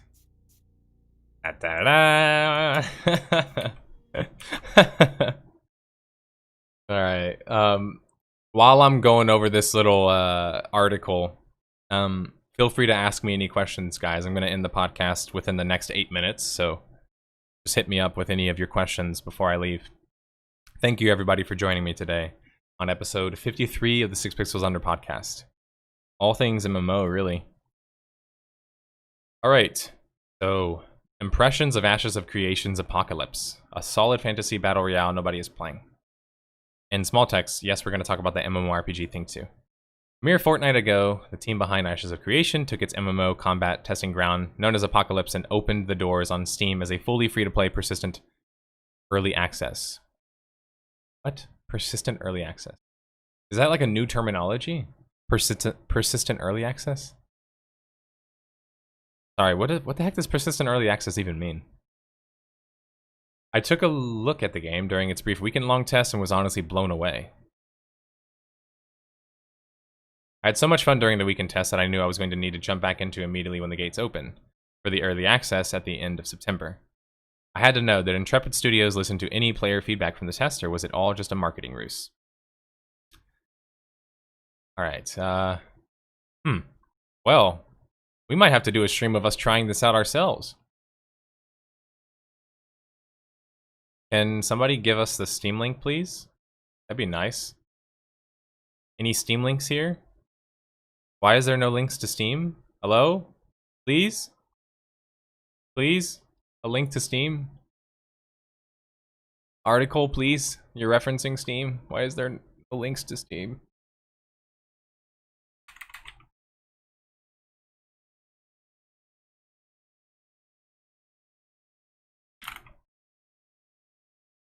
Alright, let's go check it out. Okay. Interesting. Wow. This guy has a completely different opinion. Interesting. I want to read the reviews though. You can never just look at this and be like, "Wow, it's a shitty game." It doesn't tell the whole story. So let's click at this and let's read some of these actual reviews. This review is going to go into some details about the developers. Let me start by saying I am a Kickstarter backer for this game. Leader of Men, $1,000. Wow. And I already know this isn't instead of the MMO that is being developed and is being used for test purposes. That is no excuse. I am beginning to see Intrepid as a money-grubbing company filled with greed. Wow, this guy went all in his review. You don't normally see reviews go that in. That's a guy who spent $1,000 for sure. Look at this post. Doesn't that just scream, I spent $1,000 on your product?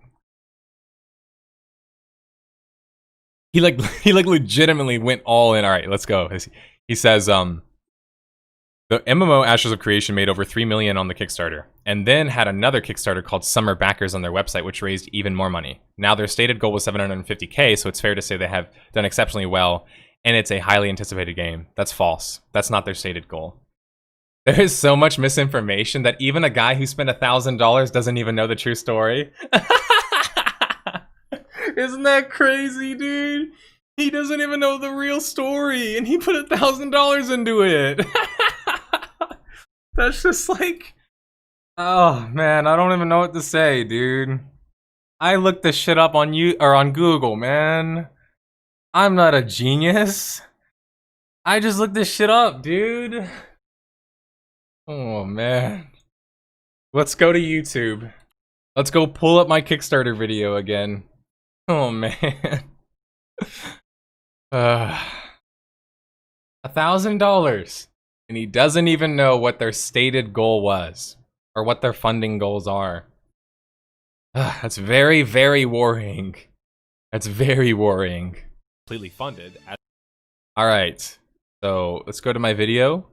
I click Ashes of Creation 2243. Ashes of Creation, a subscription-based game with a cosmetic cash shop. Ashes of Creation by Intrepid Studios is an open-world, non-faction-based Steven Sheriff. And Sheriff.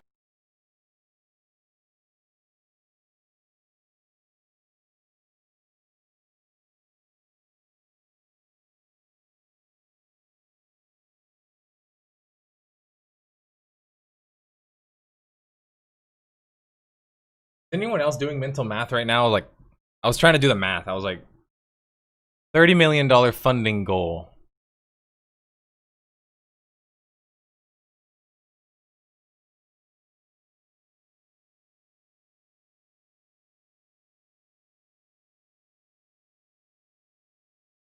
I'm going crazy. I'm going crazy. This is just, you cannot make this shit up, man. You can't make this shit up, dude.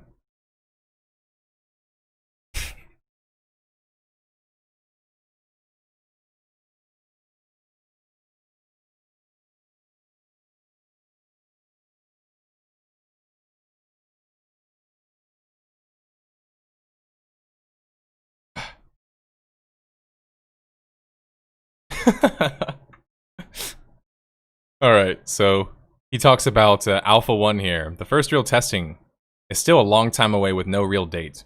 Okay. Fair.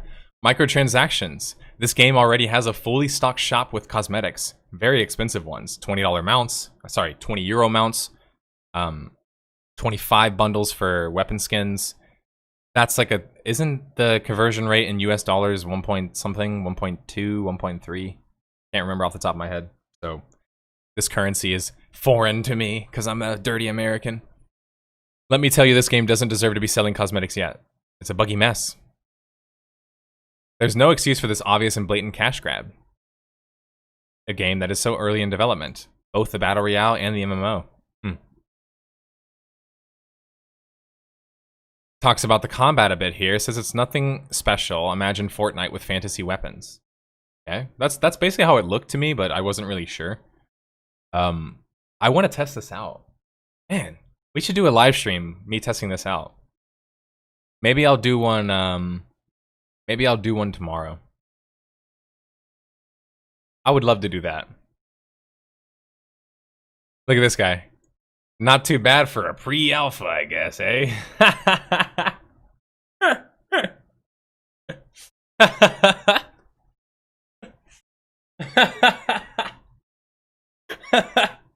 Y'all believe that shit, man? Oh, that's funny. That's funny. It be buggy, but I am trying something to make it work. That was positive? Had this game tabbed and been waiting on it for a couple of years, starting to lose hope. I enjoy it. This guy enjoyed it, right? Tech demo that is already filled with microtransactions.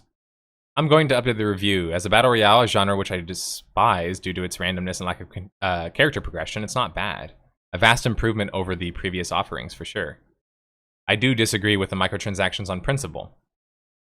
Graphics are very nice. I do have to note the female model elicits a Mass Effect response from me, though. The male model is just fine, however. He says melee combat has been improved. That's good, because I heard really bad things about it last time. APOC has come a long way. What? Moments ago, I joined a stream for the game, hosted by their community marketing lead. I said hello to a friend. My only message was banned within seconds. Best as I can tell, I was punished for this review, or the prior version of it, and placed on the enemies list of some sort. I'm sort of gobsmacked to be treated this way as a paying customer. Interesting. Locking MMO gear behind this game in absurdly high paywalls. If you're making an MMO, then you test the MMO, not this trash. Told everyone from the beginning that this game was going to be a scam. And he bought it anyway? Or sorry, and he tried it anyway? I guess he just wanted to leave the negative review.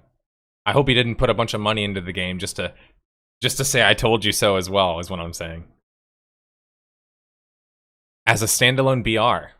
Okay, so standalone BR is something I've seen it mentioned a couple of times here. So I hope that I can test that tomorrow, and that's the most charitable way you can take this, is it's good for a standalone BR game. That seems to be the most charitable way you could take it. But if you take, for example, the fact that I'm telling you guys that the guy literally, like the CEO literally stated $30 million was his stated goal, funding goal. And yet we don't know what their funding is. It's not said anywhere on their websites. We have no idea if they're close to that funding goal.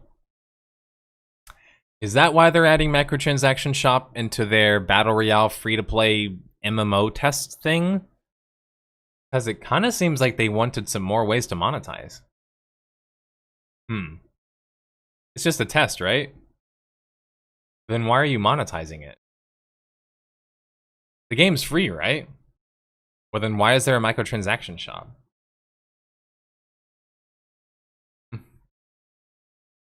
I guess we'll see. I'll stream it tomorrow.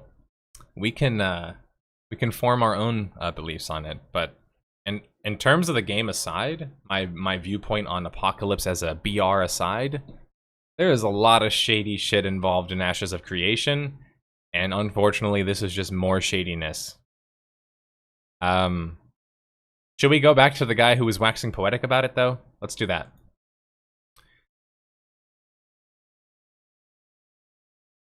It's really strange that they didn't link it they didn't link Steam. Does anybody know? I have my detective hat on, which is why I like wearing this for the podcast. Can anybody answer the question of why an article wouldn't link the Steam page for the game that they're referencing has launched on Steam? It isn't.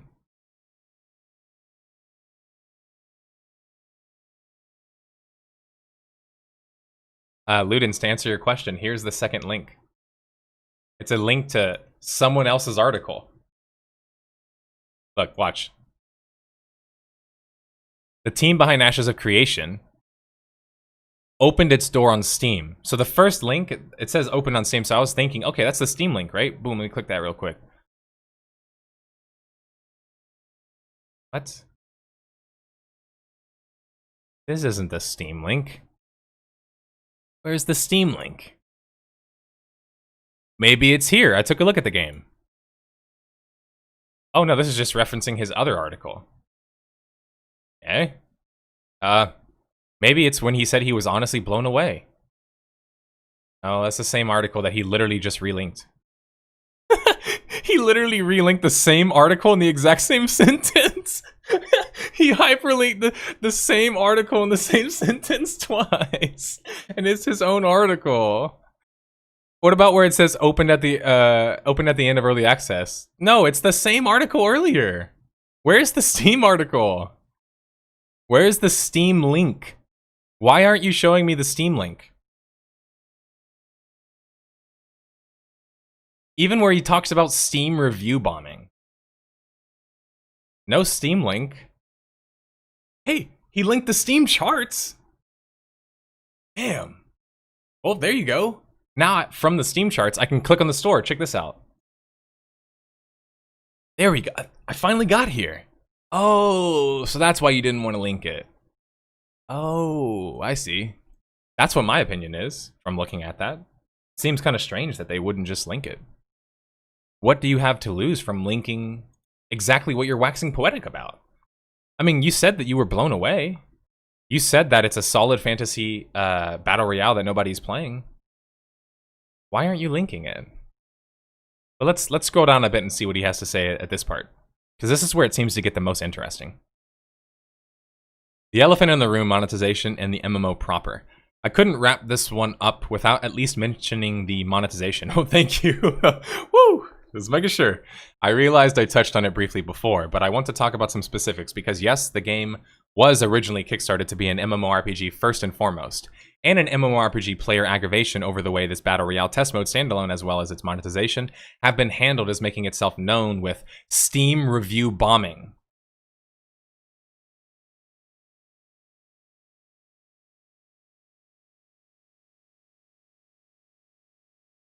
I'm sorry.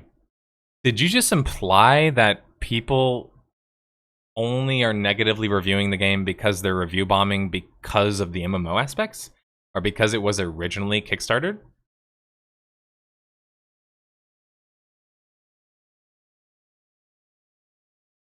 That is very worrying, MassivelyOP. You guys kind of are scaring me. Like, seriously. I severely question your objectivity, and I severely question your best interest. Whose best interest do you have in mind here? The consumer? Because why would you say it's been handled in making itself known with Steam review bombing when some of these people genuinely gave real criticism of the actual game? I actually was reading through some of the criticism. Some people actually are talking shit about the actual game itself as well, right? They're not just saying it's... Look, they're not just saying, oh, microtransactions. People are honestly saying they don't like the game. Why would you just diminish all of their criticism by just saying it's just review bombing? Because you disagree with them? What kind of journalist is so biased that they even admit they're biased? Right there.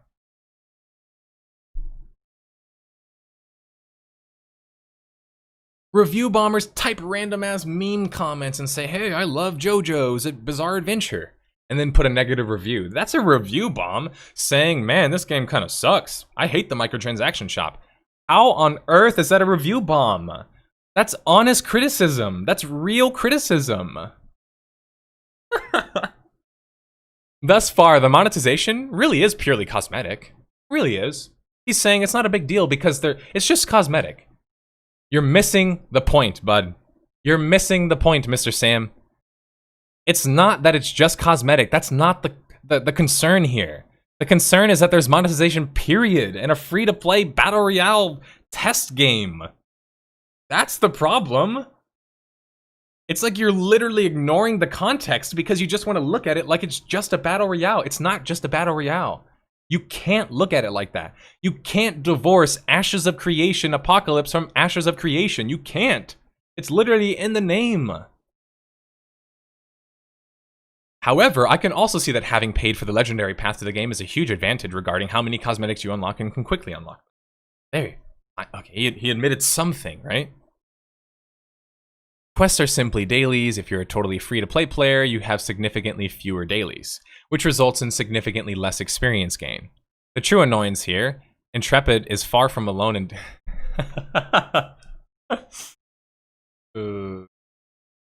like... This is the most severe form of whataboutism I feel like I've ever seen, dude. There is so much whataboutism in this. It's just like crazy. It's like, I mean, Intrepid does it, but like other people do it too, right?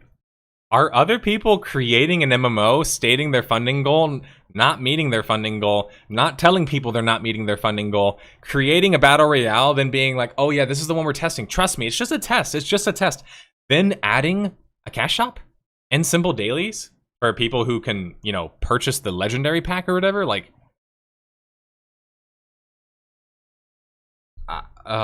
that's insane, dude. That is insane. Oh man. All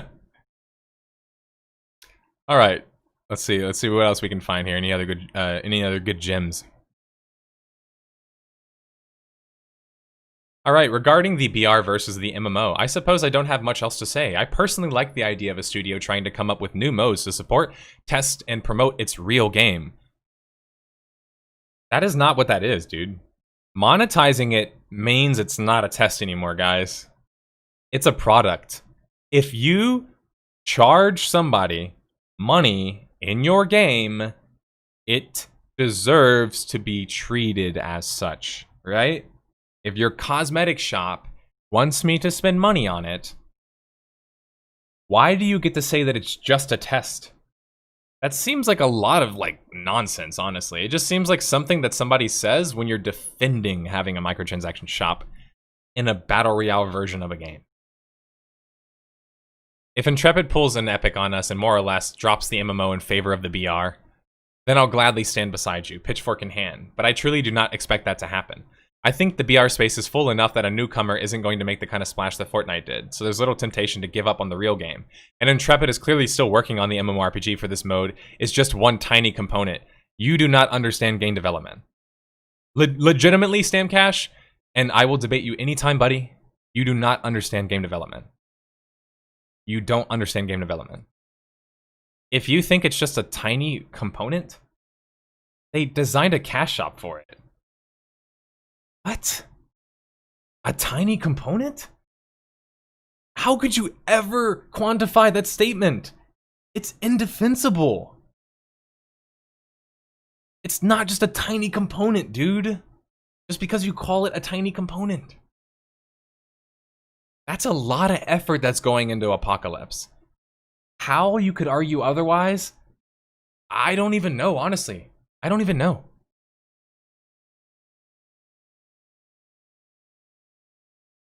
All right. Well, that was one last good rant that you guys got to experience from me. I see that... oh, Carde, sorry, I got your old email. Or I got... Not your email. I got your message about my email. I appreciate that, by the way.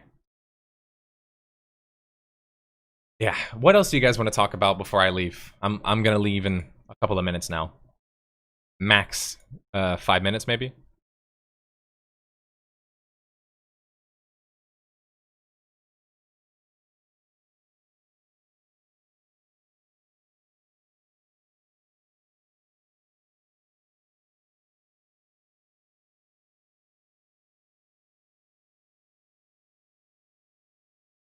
It is a shift of development focus. Regardless of what your opinion is, if you like it or you don't like it, you have to admit that that's the truth. It is a focus somewhere other than the MMO. And so, when your game has already admitted that they've had to push dates further back, right? You've been delaying already. You've delayed your alphas consistently, your betas, etc. how are you ever going to convince any rational person that Apocalypse hasn't affected any of that? Hey, maybe you guys can answer that question. I've listened to a handful of your content. You speak about the future of MMORPGs. Do you think that the future is bright, or are we still incredibly hopeful that a company saves a genre with a saving grace type of game? Oh, sorry, you might have missed the beginning. I started off with the really hopeful parts, the really exciting parts, the really like, let's band together community. And I ended it with like, this is the shit that we're dealing with right now. So yeah, no, I actually do have a very positive outlook on the industry. And if you watch the beginning of the podcast, when I talked about the 3 different companies that have just been erected in the past week to create a new MMO, the future is bright. It's just that the future is cloudy, if that makes sense. Let me rephrase that, because I combined 2 analogies there, two statements together. The future is there. MMOs are the future, but it's just a bit cloudy right now. Does that make sense? Right? So we can see it, but it's like you're like trying to focus on it. You know, like whenever you like do this to your eyes, you put your finger on your eyes and you open your eyes and it's got like that kind of like, it's hard to see, you know, those little spots and stuff. That's our vision right now. The MMO industry is just like, you like held your hands on your eyes and you just open them and you're like trying to focus. You're like, I see it. That's an MMO, I think, right? That's the future. But it's still a little bit cloudy. That's kind of what my opinion is of the market right now. Going forward, I mean. Yeah, no problem, Lava Burst. I just didn't want you to have the idea that I'm so doom and gloom, man. I'm not. I just have a series called Death of a Game, and you guys missed me doing a call to arms in the very beginning, which was hopefully very inspirational.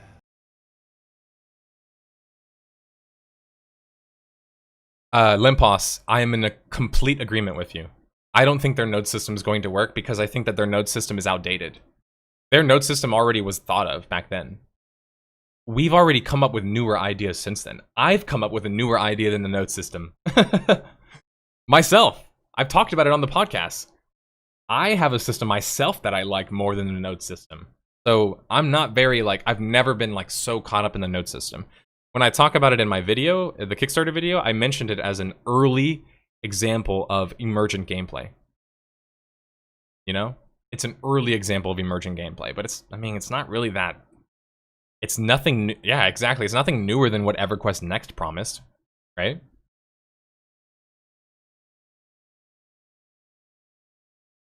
We're getting that PewDieCam tickle. Classic at best is going to give devs a bit of insight on what people actually want. Yeah, and it'll also remind people that the MMO industry is not for everybody. Let me say that again.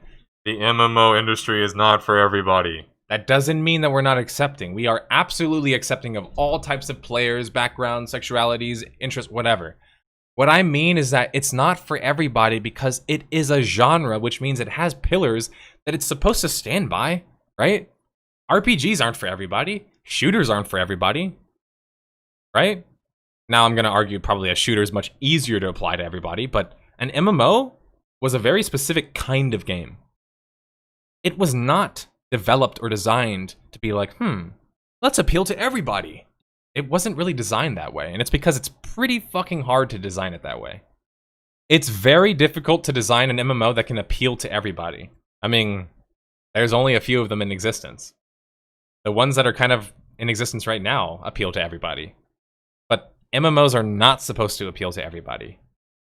If you feel like, man, this game is hard, playing 1 hour a week isn't enough time, you're right. There are MMOs that are like that. That 1 hour a week is not enough time. That 1 hour or 4 hours a month, 5 hours a month is not enough time. That playing by yourself is not what you do really in a MMO experience, right? I say this to say that oftentimes I see people say, oh, but it's about popularity, it's about money. No, it isn't. No, it isn't.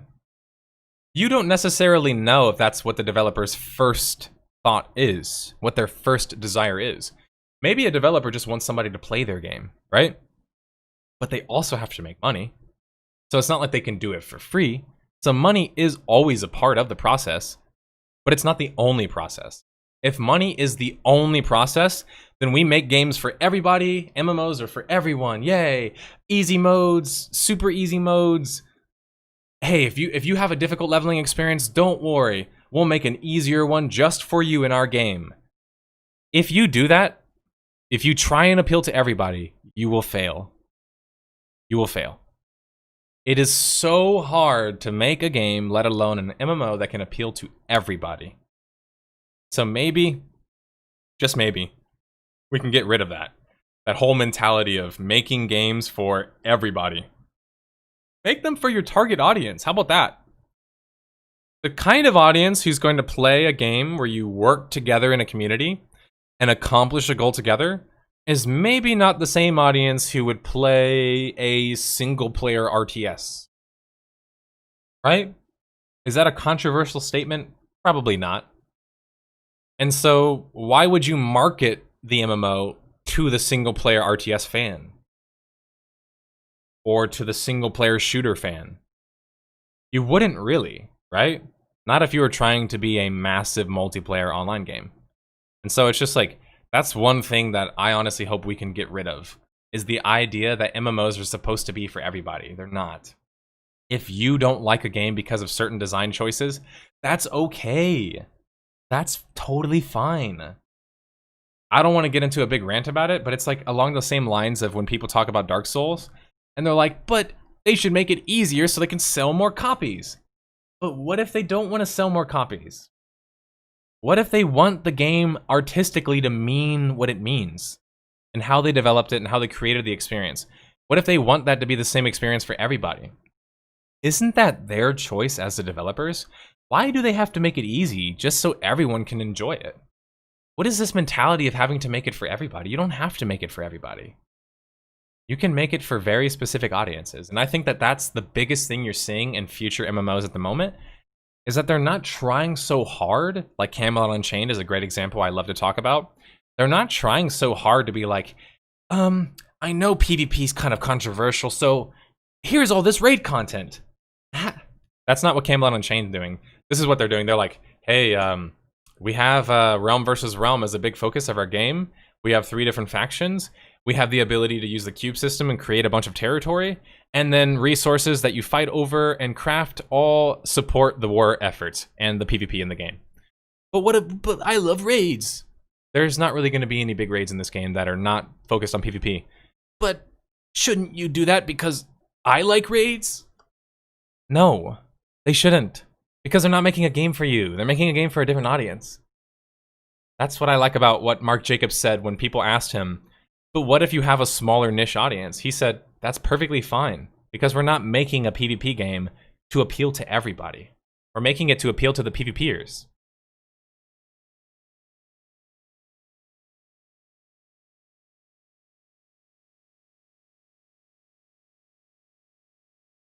Yeah, and that's a good thing that Brad McQuaid said earlier.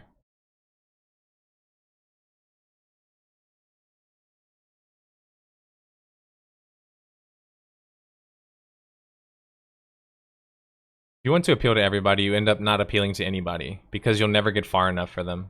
Yeah. Phantasy Star 2, better late than never? Yeah, Phantasy Star 2 will be definitely be covered by me because they are another multiplayer online RPG that I think really fits that mold and that style of game. Any news on Hytale? From what I've seen, besides the constant little updates they do on their website, nothing significant. I haven't been told anything, if that's what you're asking. Am I the only one sick to see a resurgence of crafting MMOs? I mean, I don't know if I can make the claim that you're the only one, but I'll say that I disagree, obviously. Crafting is the basis of an MMO. It's the basis of life. When I walk outside into my car, that was crafted by somebody else. When I pick up this drink, this is crafted by somebody else. That's why crafting is so integral to an MMO, because it's a part of life. Remember, the original idea of MMOs was to be virtual worlds. When we tried to make them virtual worlds, we realized it was much more difficult than just saying, hey, make it a virtual world, right? Technology was limited at the time. And so, the early idea, though, of a virtual world, if you think about MMOs as a world, it's much easier to understand why something like crafting would be so integral. Because then you, as a person, can create something, give that to somebody, and then boom, that's your influence in the game. You just created something. You just made something yours. It's no longer just a regular game, right? You're not just doing and playing with what other people have given you. Now you're creating your own content, your own scenario. And I know not all crafting systems work like that, but the majority of the ones that are being advertised in like the yet to launch MMOs are pretty inventive, especially Camelot Unchained system.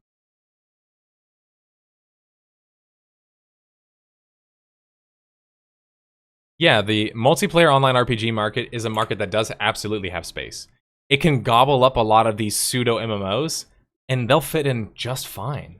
In fact, once developers and us as players realize that the multiplayer online RPG genre is very particular and it's different from the MMO genre, I think we can have better games in both genres. Because I like multiplayer online RPGs, and I like MMOs. I don't like when a multiplayer online RPG calls itself an MMO, though, because that's not classified correctly. It doesn't hold up to scrutiny. So why not just use multiplayer online RPG, which has been used as a term, you know, I'm not going to say a lot. It kind of died out as a term, but it's been used since like 91. Since like AOL Neverwinter Nights, they mentioned multiplayer online RPG.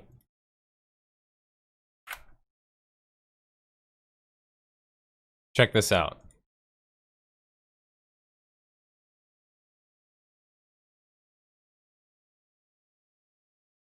So, to the YouTube comments on my most recent video, for people who say, Meridian 59 isn't the first MMO. Yes, it is. It is the first MMO. Neverwinter Nights was not an MMO. It was a multiplayer online role-playing game, right? Neverwinter Nights AOL has such a similar style of game to the current brand of multiplayer online RPGs. You guys would be shocked how similar they are. And also look at Phantasy Star as well. How old is Phantasy Star 1 at this point? Phantasy Star Online, the first one, guys, came out in 2000.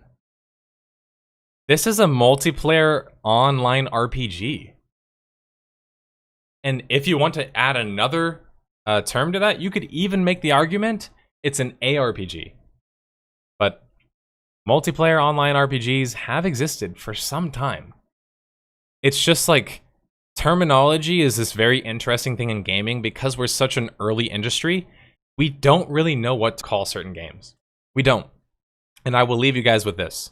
I've been covering Toontown at the moment, and the most interesting thing that I found about covering Toontown is hilariously how many different words and terminologies are used to describe the game. I'm going to list a couple of these for you guys, and you guys can tell me, or sorry, then maybe you guys will understand a bit why MMO ended up being the catch-all term, right?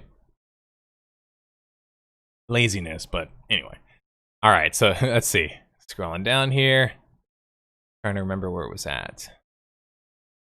All right, here we go. No, that's not it.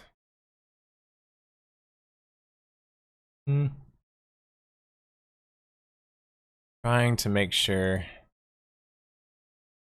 I find the right part. I can't show this to you guys because this is in the fieldwork section. Remember, only junior detectives get access. Well, junior detectives and up get access to the fieldwork section, which is where you can help me create the next death of a game. All right, this is some juicy stuff, so I'm trying. Okay, so the first word or terminology used to describe Toontown and what it means and what it is was and this is from like 2001. Persistent state world, massive online game, multiplayer online game, persistent online world. There's one more that I'm missing. Massive multiplayer MMP. Massive multiplayer game. But they call it an MMP, I guess because the MP is the multiplayer. So this is an actual article. Check this out. This is in an actual article. Massively multiplayer MMP. This is in the early 2000s. At some point along that journey, and this is like very interesting to me, obviously, but somewhere along that journey, they started to say, actually, it's just an MMO. Just call it an MMO. And my evidence for that is, let's look at Club Penguin. Club Penguin came out in 2007, and look at what Club Penguin calls itself.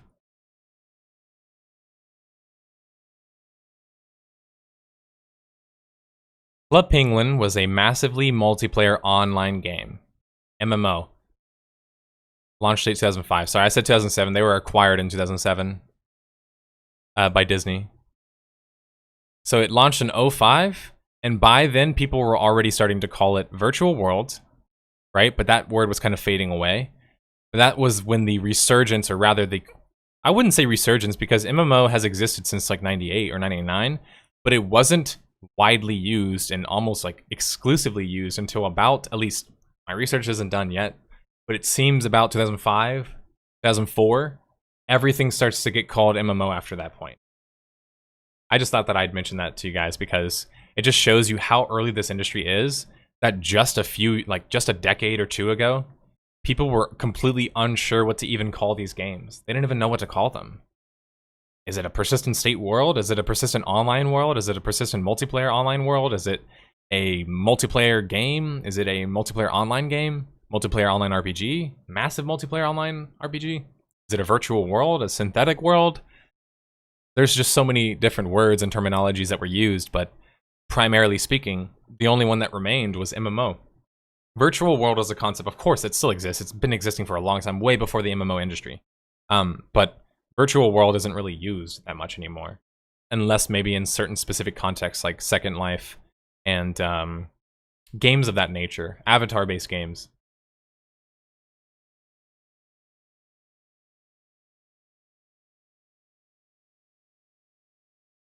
Cyber world.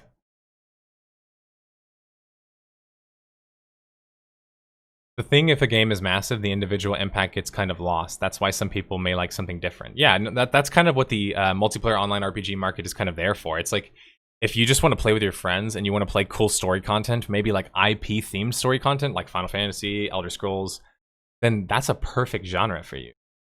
But if you treat it like an MMO, you're generally going to have a bad time. Generally. Because it's not really set up to be that way, right?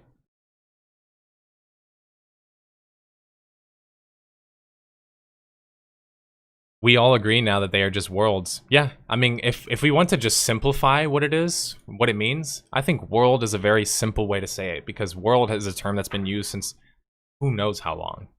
But writers are very, very familiar with the term world, because that's what you do when you create a book, right? When you create a story, you create a world. And yet, MMOs, you don't really hear them talk about creating worlds as much. Carde and I rant about that a lot, but it's time that they maybe need to start looking at authors and thinking, maybe instead of just creating a game, we should create a world, which is a very different connotation than just a game. It is a bit ambiguous, and that's why I wouldn't use it as a term in itself, but I'm saying if you break everything down to the root, I think world is what you break it down to. It's the ultimate thing that everything that's online kind of shares in some way, right? These online games that are called all of these different terms.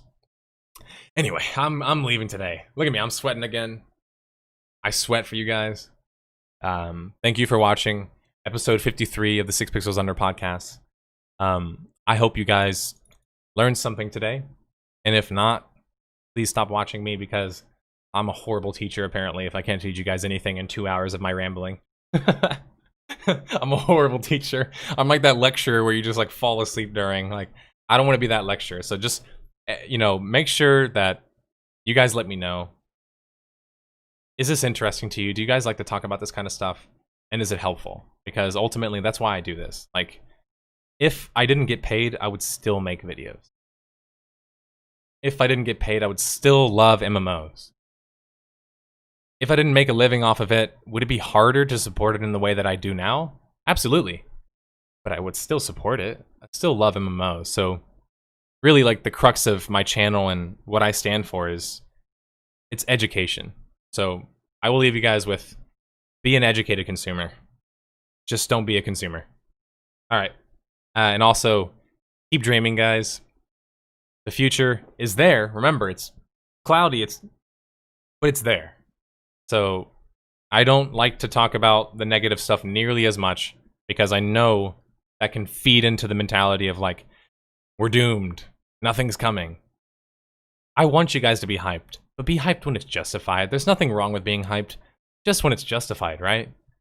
You don't want to be hyped and then be like, wait a minute, I was let down, but there was zero evidence to start from. It's like,